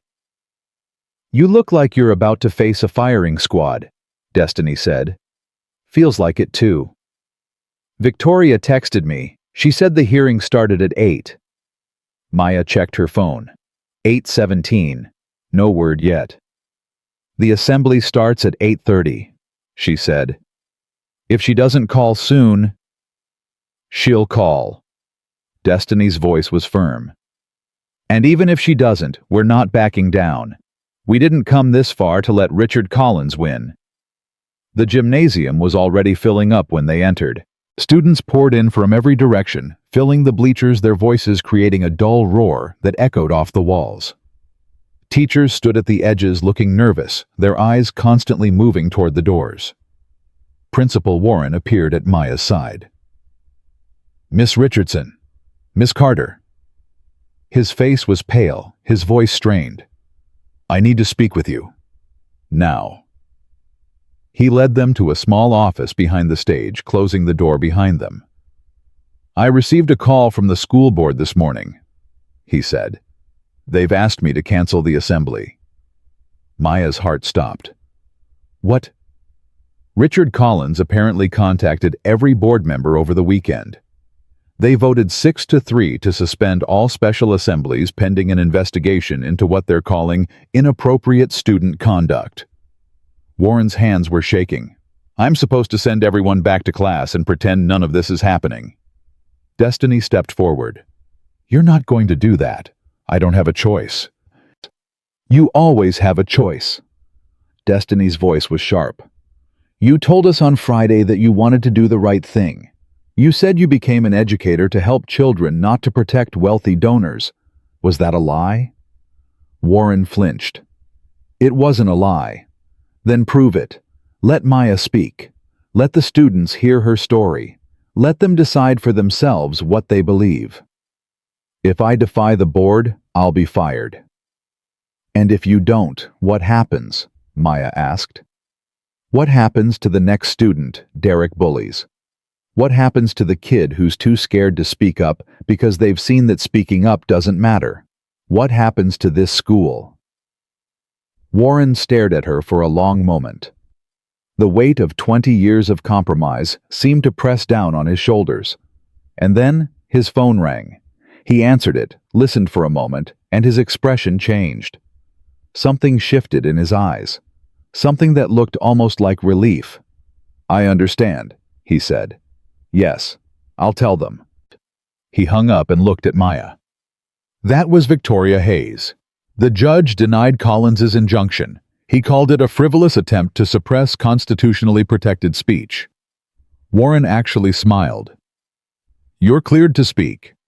Maya felt tears spring to her eyes. Really? Really? And Miss Richardson? Warren straightened his tie, his spine stiffening with sudden resolve. When the board fires me tomorrow, I want you to know that this was worth it. He opened the door and walked back toward the gymnasium. Destiny grabbed Maya's hand. This is it. This is it. At 8:32, Principal Warren took the stage. The gymnasium fell silent. Every student, every teacher, every parent who had managed to slip inside was watching. News cameras lined the back wall, their red lights blinking. Good morning, Warren said, his voice steady. I know there has been a lot of talk this past week about events that occurred at our school. There has been speculation, accusations, media attention that none of us expected or wanted. He paused, looking out at the sea of faces. But today we're going to do something different. Today we're going to let the students speak for themselves. Today we're going to listen. He turned and gestured toward the side of the stage. Please welcome Maya Richardson and Destiny Carter. The applause started slowly, then built into something thunderous. Maya wheeled herself up the ramp and onto the stage, Destiny walking beside her. The lights were bright, the crowd enormous, and for a moment, Maya felt like she might pass out. Then she saw her mother in the front row. Linda was standing, her hand over her heart, tears streaming down her face. Maya took a deep breath and faced the microphone. 5 days ago, she began, her voice shaking slightly. I was knocked out of my wheelchair in front of this school. I lay on the ground while people laughed, while people recorded, while people walked away like nothing had happened. The gymnasium was absolutely silent. But I'm not here to talk about what happened to me. I'm here to talk about what happens to all of us every day when we choose to look away. She glanced at Destiny, who nodded encouragingly. I've been at Jefferson for 3 years. In that time, I've been blocked in hallways. I've had things knocked out of my hands. I've been called names I won't repeat. And every single time I stayed quiet. I told myself that if I just kept my head down, it would stop. That if I didn't make waves, I'd be okay. Her voice grew stronger as she spoke. But it didn't stop. It never stops. Because bullies don't care about whether you fight back or stay silent. They care about power. They care about making themselves feel big by making someone else feel small. Maya pointed to her wheelchair. People look at me and they see this chair. They see something broken, something weak, something less than human. She shook her head. But this chair doesn't define me. What defines me is how I respond when people try to push me down. What defines me is whether I stay silent or whether I speak up. She paused, letting the words sink in. For 3 years, I chose silence. And I'm done with that choice. From the back of the gymnasium, a door slammed open. Richard Collins strode in like he owned the building, which in many ways he did. His face was red with fury, his expensive suit slightly disheveled, his eyes locked on Maya with a hatred that made her blood run cold. This assembly is unauthorized, he shouted. I have a court order. Your injunction was denied, Mr. Collins. Victoria Hayes stepped out from behind the bleachers, a document in her hand. I have the ruling right here. Miss Richardson has every right to speak. This is outrageous. I will not stand here and let my son be slandered. Then sit down. The voice came from an unexpected source. Derek Collins was standing at the edge of the bleachers, his face pale but determined. Richard spun to face his son. What did you say to me? I said, sit down, Dad. Derek's voice was shaking, but he didn't back away. Let her finish. Have you lost your mind? Do you have any idea what's at stake here? I know exactly what's at stake. Derek stepped forward into the aisle, into full view of every camera and every student. My reputation. Your reputation. The family name. He took a breath. None of it matters. Richard's face went purple. Derek. I pushed her, Dad. I pushed Maya out of her wheelchair. I did it because I thought it would be funny. Because I thought she was nothing. Derek's voice cracked. But I was wrong. I was wrong about her, and I was wrong about a lot of things. He turned to face Maya on the stage. I'm sorry, he said. I'm sorry for what I did to you. I'm sorry for 3 years of treating you like garbage, and I'm sorry it took getting publicly humiliated for me to realize what kind of person I was becoming. The gymnasium was so quiet you could hear a pin drop. Derek turned back to his father. You taught me that people like Maya don't matter. That being strong means pushing down anyone who's weaker than you. That winning is the only thing that counts. He shook his head. But you were wrong too, and I'm done letting you tell me who I should be. Richard Collins looked like he was about to explode. His hands were clenched, his jaw tight, his whole body trembling with rage. You ungrateful little... Mr. Collins! Principal Warren's voice cut through the tension. I'm going to have to ask you to leave. You're disrupting a school assembly. I will not be thrown out of a building that bears my family's name. Your family's name can come down. Warren's voice was steady. Brass letters can be unscrewed. Plaques can be removed. Buildings can be renamed. He looked Richard Collins directly in the eye. But what cannot be undone is the damage that's been caused by letting money dictate morality in this school. And that ends today. 2 security guards appeared at Richard's sides. This isn't over, Richard hissed. None of you have any idea what you've just done. Maybe not, Warren replied. But I think we're about to find out. Richard was escorted out of the gymnasium, his threats echoing behind him. The doors closed and silence fell once again. Maya looked at Derek, who was still standing in the aisle looking lost and afraid and somehow smaller than she'd ever seen him.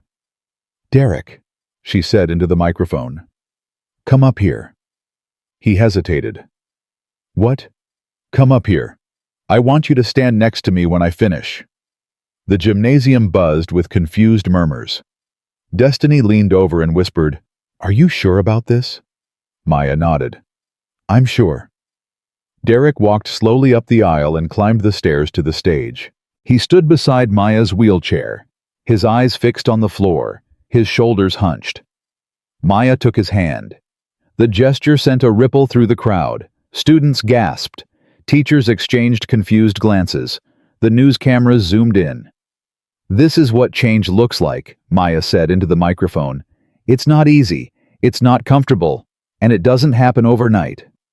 But it starts with a choice. A choice to stop being the person you were taught to be, and start being the person you want to become. She looked up at Derek. 5 days ago, this boy pushed me to the ground.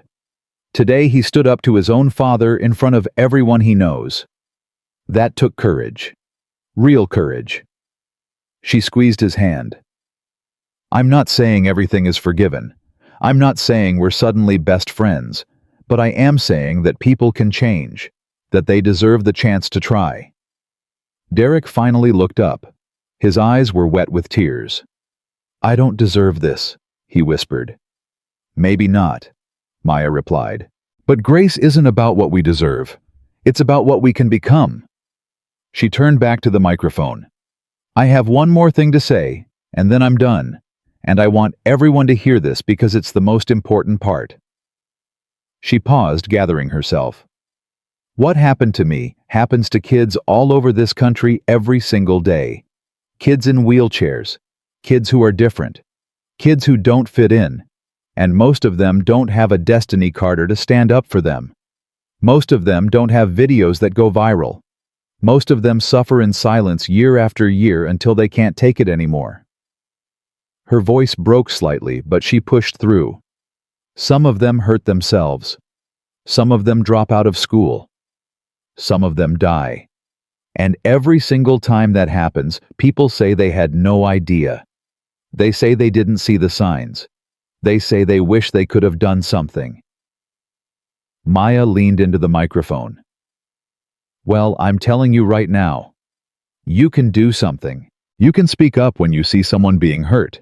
You can refuse to laugh at cruel jokes. You can sit with the kid who sits alone at lunch. You can be a Destiny Carter to someone who needs one. She straightened in her chair. My grandfather marched across the Edmund Pettus Bridge in 1965. He faced dogs and fire hoses and men who wanted to kill him. And he did it because he believed that one person standing up could change the world. Her voice rang out clear and strong. I believe that too. And I hope after today some of you will believe it with me. She let go of the microphone. For a moment, nothing happened. Then someone in the back started clapping. One person slow and steady. Another joined in. Then another. Then another. Within seconds, the entire gymnasium was on its feet. Students, teachers, parents, journalists, all of them standing and applauding as Maya sat in her wheelchair on that stage, tears streaming down her face. Destiny rushed over and wrapped her arms around Maya. Derek stood beside them, wiping his eyes, looking like a man who had just been born into a new world. And in the front row, Linda Richardson was crying so hard she could barely breathe, her hand pressed to her heart, watching her daughter change history. The applause lasted for nearly 5 minutes. When it finally faded, Principal Warren returned to the microphone. "Thank you, Miss Richardson," he said, his voice thick with emotion. "I think I speak for everyone when I say that this school will never be the same." He looked out at the crowd. "And I think that's exactly as it should be." After the assembly, chaos erupted in the best possible way. Reporters swarmed Maya and Destiny, shouting questions, pushing microphones toward their faces.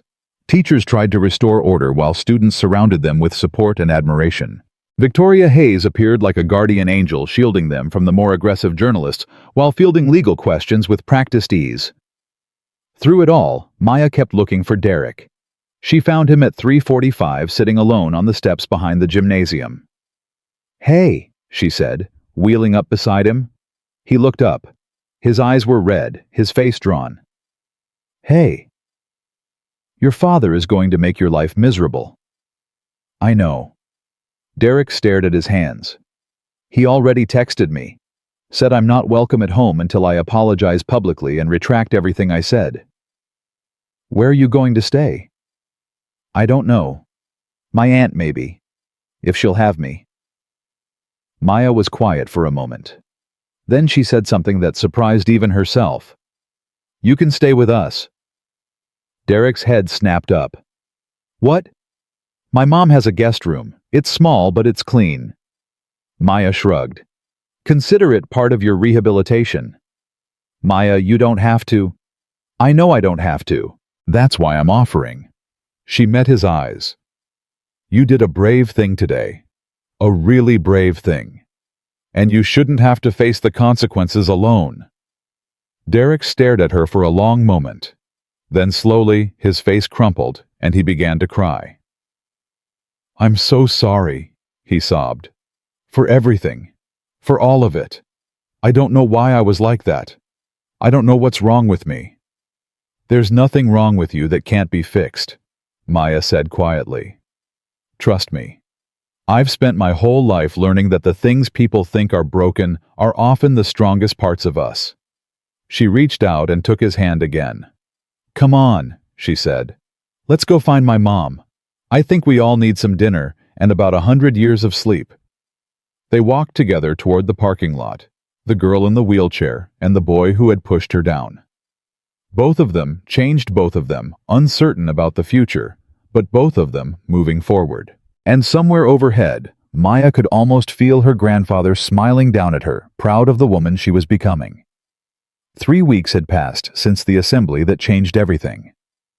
Maya woke that Tuesday morning to the sound of her mother's voice drifting from the kitchen, mixed with another voice she still wasn't entirely used to hearing in her home. Derek Collins was laughing. It was a strange sound, that laugh.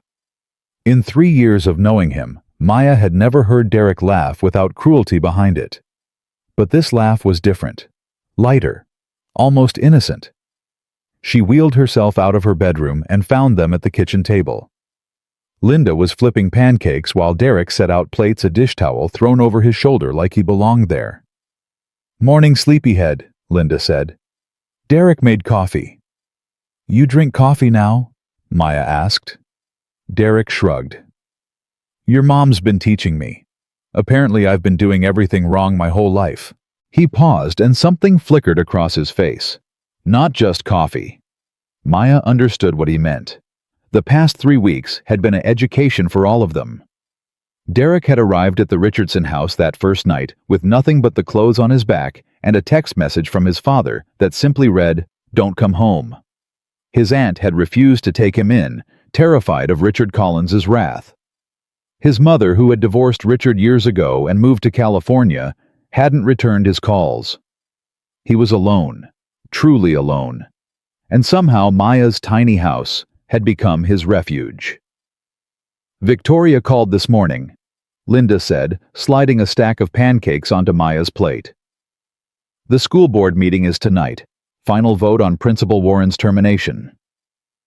Maya's appetite vanished. Do we know how it's going to go? She thinks it's going to be close. 4 board members are firmly in Collins's pocket. 2 are definitely voting to keep Warren. The other 3 are undecided. So everything depends on those 3.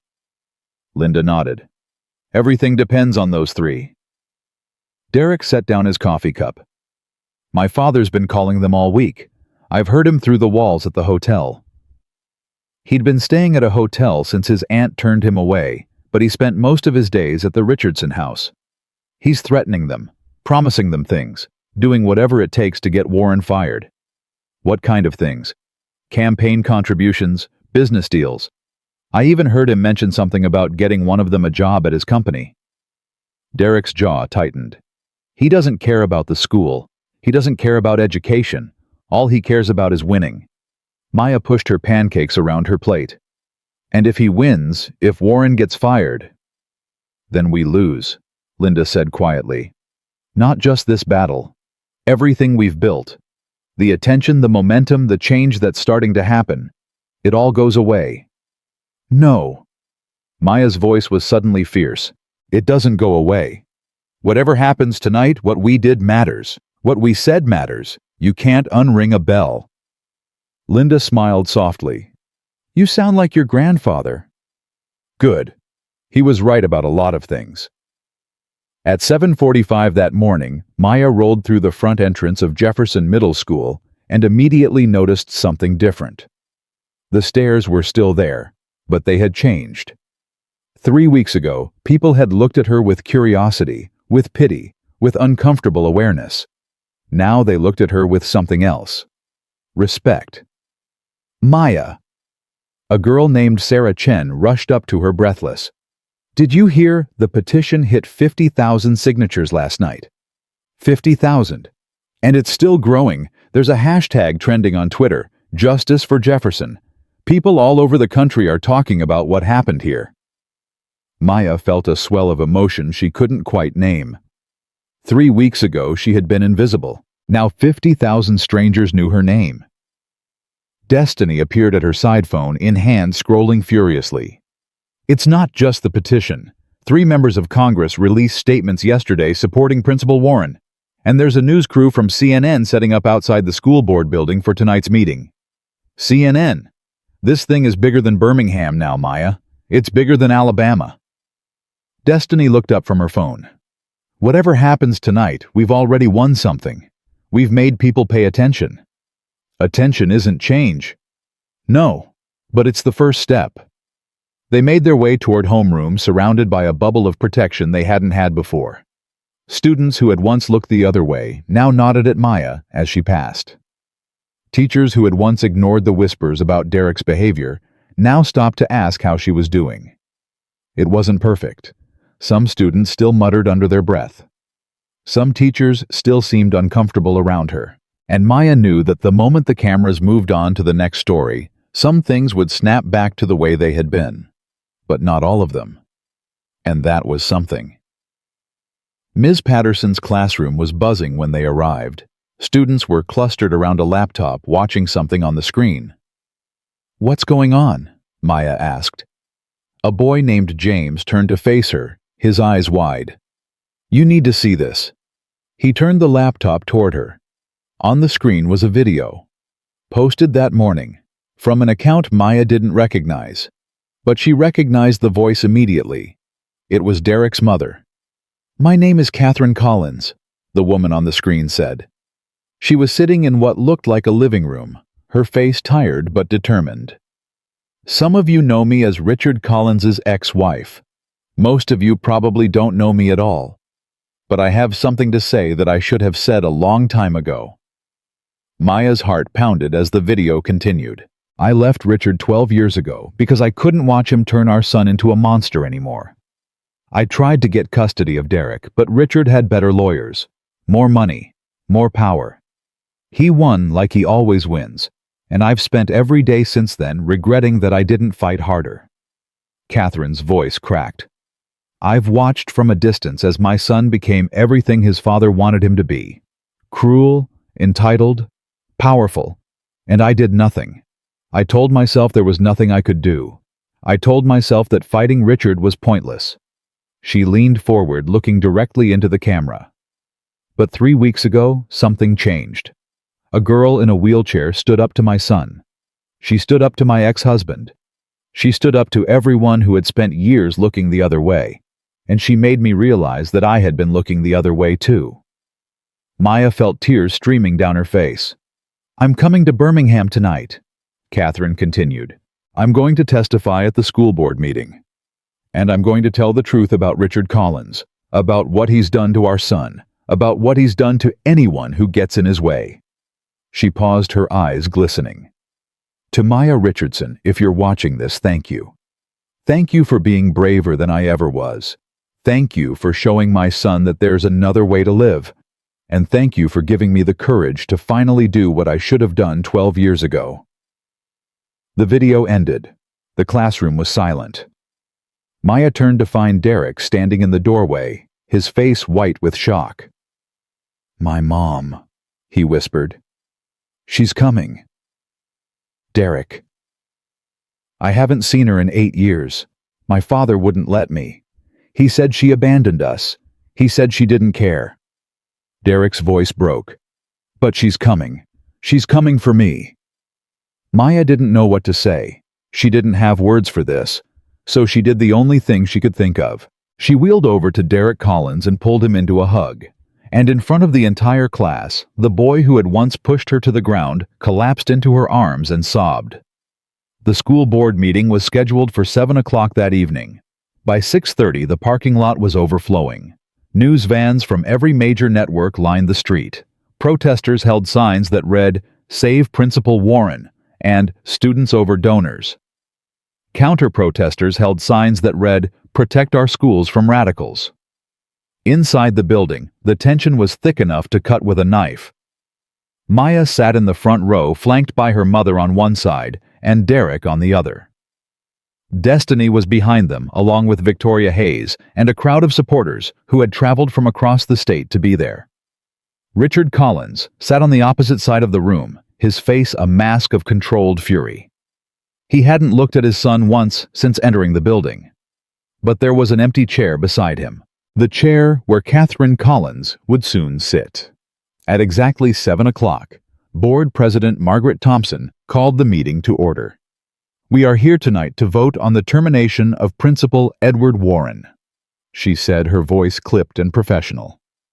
"Before we proceed, we will hear statements from relevant parties. Mr. Collins, you requested to speak first." Richard stood up, buttoning his jacket with practiced ease. "Thank you, Madam President. I'll keep this brief." He walked to the podium and faced the room. "I have given this school district over $2 million in the past decade. I have built gymnasiums, funded scholarships, and supported programs that have benefited thousands of students. I have asked for nothing in return except that this district maintain standards of excellence and discipline." His voice hardened. "What I witnessed 3 weeks ago was a complete breakdown of both. A student assembly was hijacked for political purposes. My son was publicly humiliated, and Principal Warren did nothing to stop it." He pointed at Maya. "That girl weaponized her disability to attack my family and destroy my son's reputation." The room erupted in shouts and murmurs. Margaret Thompson banged her gavel. "Order! There will be order in this room." Richard continued unfazed. "I am not asking you to fire Principal Warren because he embarrassed me. I am asking you to fire him because he failed in his most basic duty, protecting the students of this school from harmful outside influences." He stepped back from the podium. "Thank you for your time." Margaret Thompson nodded. "Thank you, Mr. Collins. Ms. Richardson, I understand you also requested to speak." Maya's heart was pounding so hard she could barely breathe. But she wheeled herself to the podium, adjusted the microphone, and faced the room. "Mr. Collins says I weaponized my disability," she began. "But the only weapon I've ever had is my voice, and for 3 years I was too afraid to use it." She looked directly at Richard. "Your son pushed me out of my wheelchair in front of 40 students. I hit my head on the concrete. I was bleeding. I was humiliated. And nobody did anything because everyone was afraid of you. Richard's face twitched, but he said nothing. You want to fire Principal Warren because he let me speak. Because he finally did the right thing after years of looking the other way. Maya shook her head. If that's a fireable offense, then this district has bigger problems than anything I could create. She turned to face the board. 3 weeks ago, I was invisible. Now 50,000 people have signed a petition supporting my principal. Congress members are issuing statements. National news is covering a school board meeting in Birmingham, Alabama. She let that sink in. That didn't happen because of me. It happened because people are tired of watching wealthy donors bully everyone else into silence. She took a breath. I'm not asking you to keep Principal Warren because I like him. I'm asking you to keep him because he proved that it's possible to do the right thing even when it costs you something. And if you fire him tonight, you're telling every student in this district that standing up for what's right doesn't matter. That money always wins. That bullies always get their way. She gripped the edge of the podium. Is that the lesson you want to teach? The room was silent. Margaret Thompson cleared her throat. Thank you, Ms. Richardson. Is there anyone else who would like to? The doors at the back of the room burst open. Catherine Collins strode in her heels, clicking against the floor, her face set with determination. Behind her was a man in a suit, carrying a thick folder of documents. Richard shot to his feet. What is she doing here? I have every right to be here, Richard. Catherine walked straight to the podium, passing Maya without a glance. Madam President, I apologize for the interruption, but I have information that this board needs to hear before they vote. Margaret Thompson looked uncertain. Mrs. Collins. Ms. Collins now, and what I have to say won't take long. She turned to face the room, and Maya saw something in her eyes that she recognized. The same fire that burned in Destiny. The same determination that Maya had found in herself. For 12 years, I have stayed silent about who Richard Collins really is. I told myself it was for Derek's sake. That speaking out would only make things worse. Her voice trembled, but held steady. But silence only protects the powerful, and my son has suffered enough from my silence. She gestured to the man behind her. This is Gregory Hammond, a private investigator I hired last week. He's spent the past 7 days documenting Richard Collins's attempts to influence this school board vote. Richard's face went white. This is outrageous. This is... Be quiet, Richard. Catherine's voice cracked like a whip. It's my turn to talk. She opened the folder and began reading. Board member James Morrison received a $50,000 deposit in his personal bank account 4 days ago. The source was a shell company traced back to Collins Enterprises. Gasps rippled through the room. Morrison's face went pale. Board member Patricia Wells was promised a senior position at Collins Enterprises if she voted for termination. I have copies of the email correspondence. Patricia stood up her chair, scraping loudly. That's a lie. It's not a lie, Patricia. You should have been more careful about who you CC'd on those emails. Catherine continued down the list, each revelation more damaging than the last. By the time she finished, 3 board members looked like they wanted to disappear into the floor. Richard was on his feet shouting objections, but nobody was listening anymore. Madam President, Catherine said, closing the folder, I respectfully request that this vote be postponed pending an investigation into Mr. Collins's attempts to corrupt this board. Margaret Thompson looked at Richard Collins, then at the 3 board members who had just been exposed, then at the crowd of journalists frantically taking notes. Motion to postpone granted, she said. This meeting is adjourned. The room exploded. Reporters rushed toward Catherine, shouting questions. Board members fled through side doors. Richard Collins stood frozen, watching his empire crumble around him. And then Derek pushed through the crowd toward his mother. Mom! Catherine turned. Her face crumpled when she saw him. Derek, my baby. They collided in the middle of the room. Mother and son separated for 8 years, finally reunited in the most public way possible. Maya watched them hold each other, both of them crying, both of them saying things too quiet for anyone else to hear. Destiny appeared at her side. "We did it," she said quietly. "No." Maya shook her head. "She did it. Catherine. She wouldn't have been here without you. Without what you started." Maya thought about that. About the chain of events that had led to this moment. A push, a fall, a girl who stopped to help, a speech in front of a gymnasium, a video that went viral, a mother who finally found her courage. All of it connected. All of it mattering. "My grandfather used to say that change doesn't come from great men making grand gestures," Maya said. "It comes from ordinary people refusing to accept the unacceptable." Destiny smiled. "Your grandfather was a wise man." "Yeah, he was." They watched as Derek and Catherine finally separated, wiping their eyes, holding hands like they were afraid to let go. Richard Collins pushed through the crowd and stopped in front of his ex-wife. "This isn't over," he hissed. Catherine looked at him with something that might have been pity. "Yes, Richard, it is." She turned her back on him and walked away, her arm around her son, leaving Richard Collins alone in a room full of people who had finally seen him for what he truly was. The next 3 months transformed Jefferson Middle School.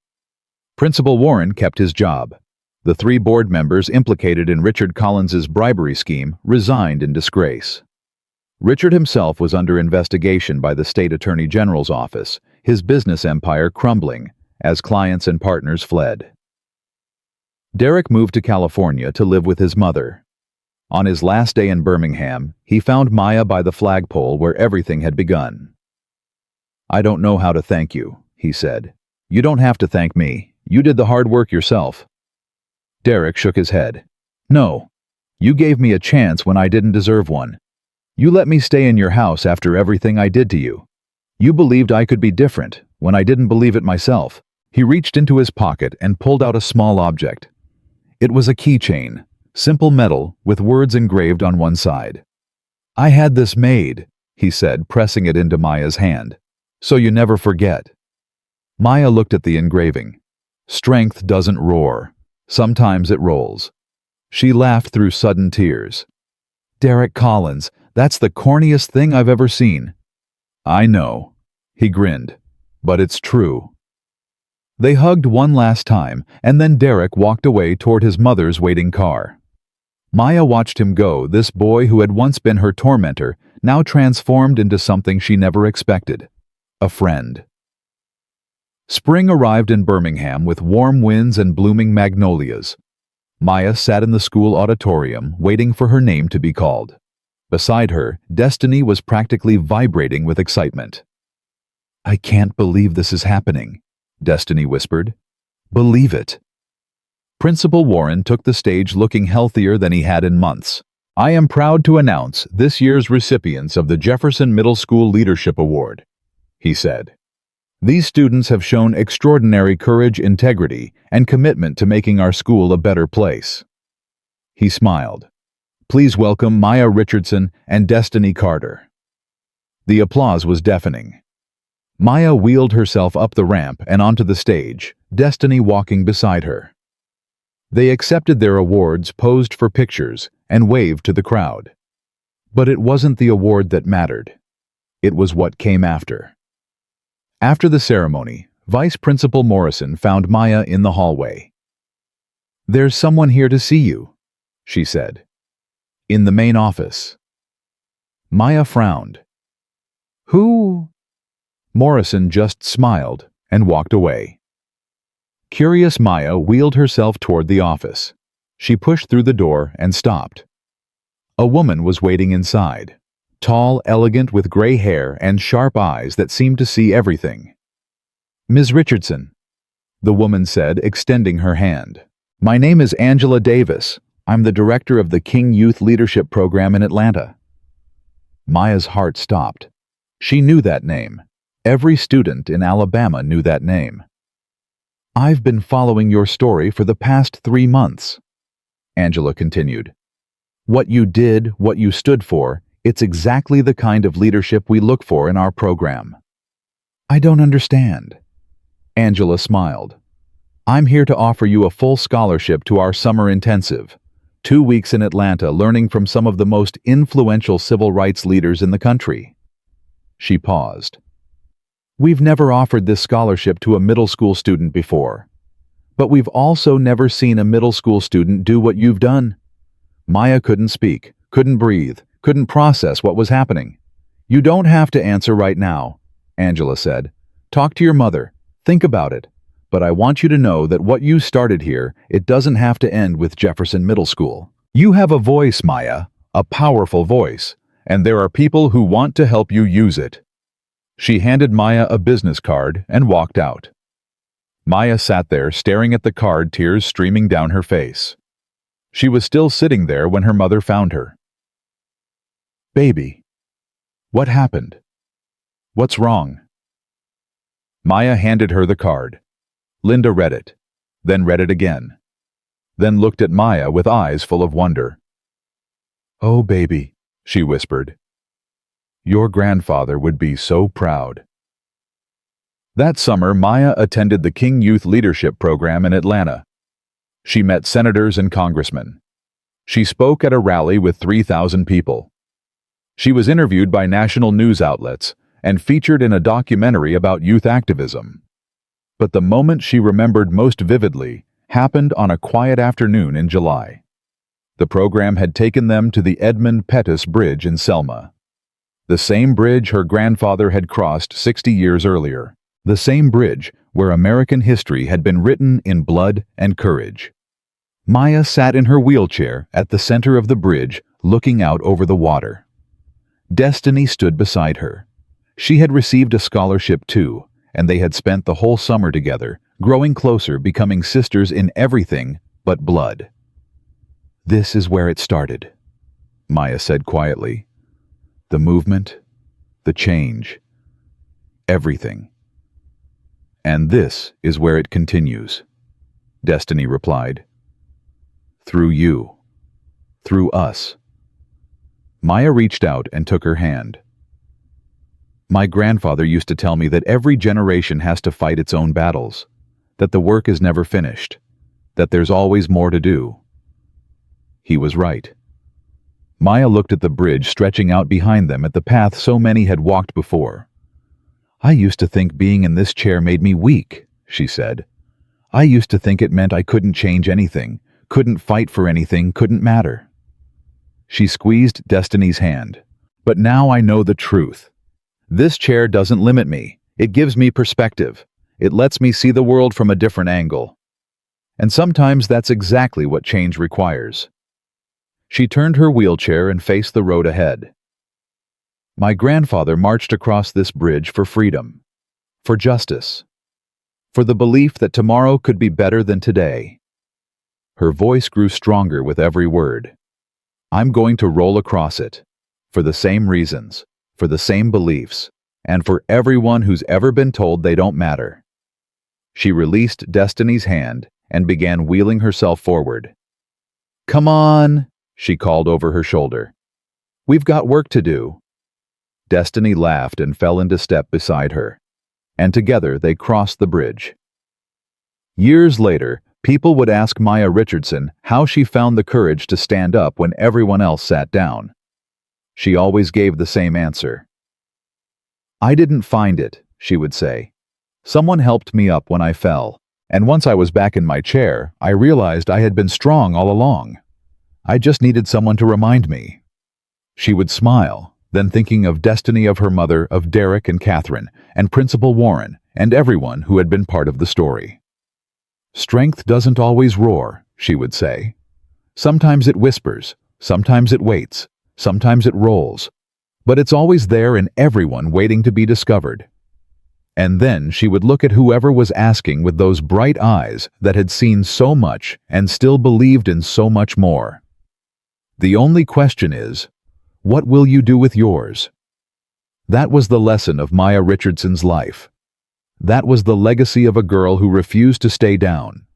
And that was the truth that echoed across decades, across generations, across every person who heard her story and felt something stir inside them.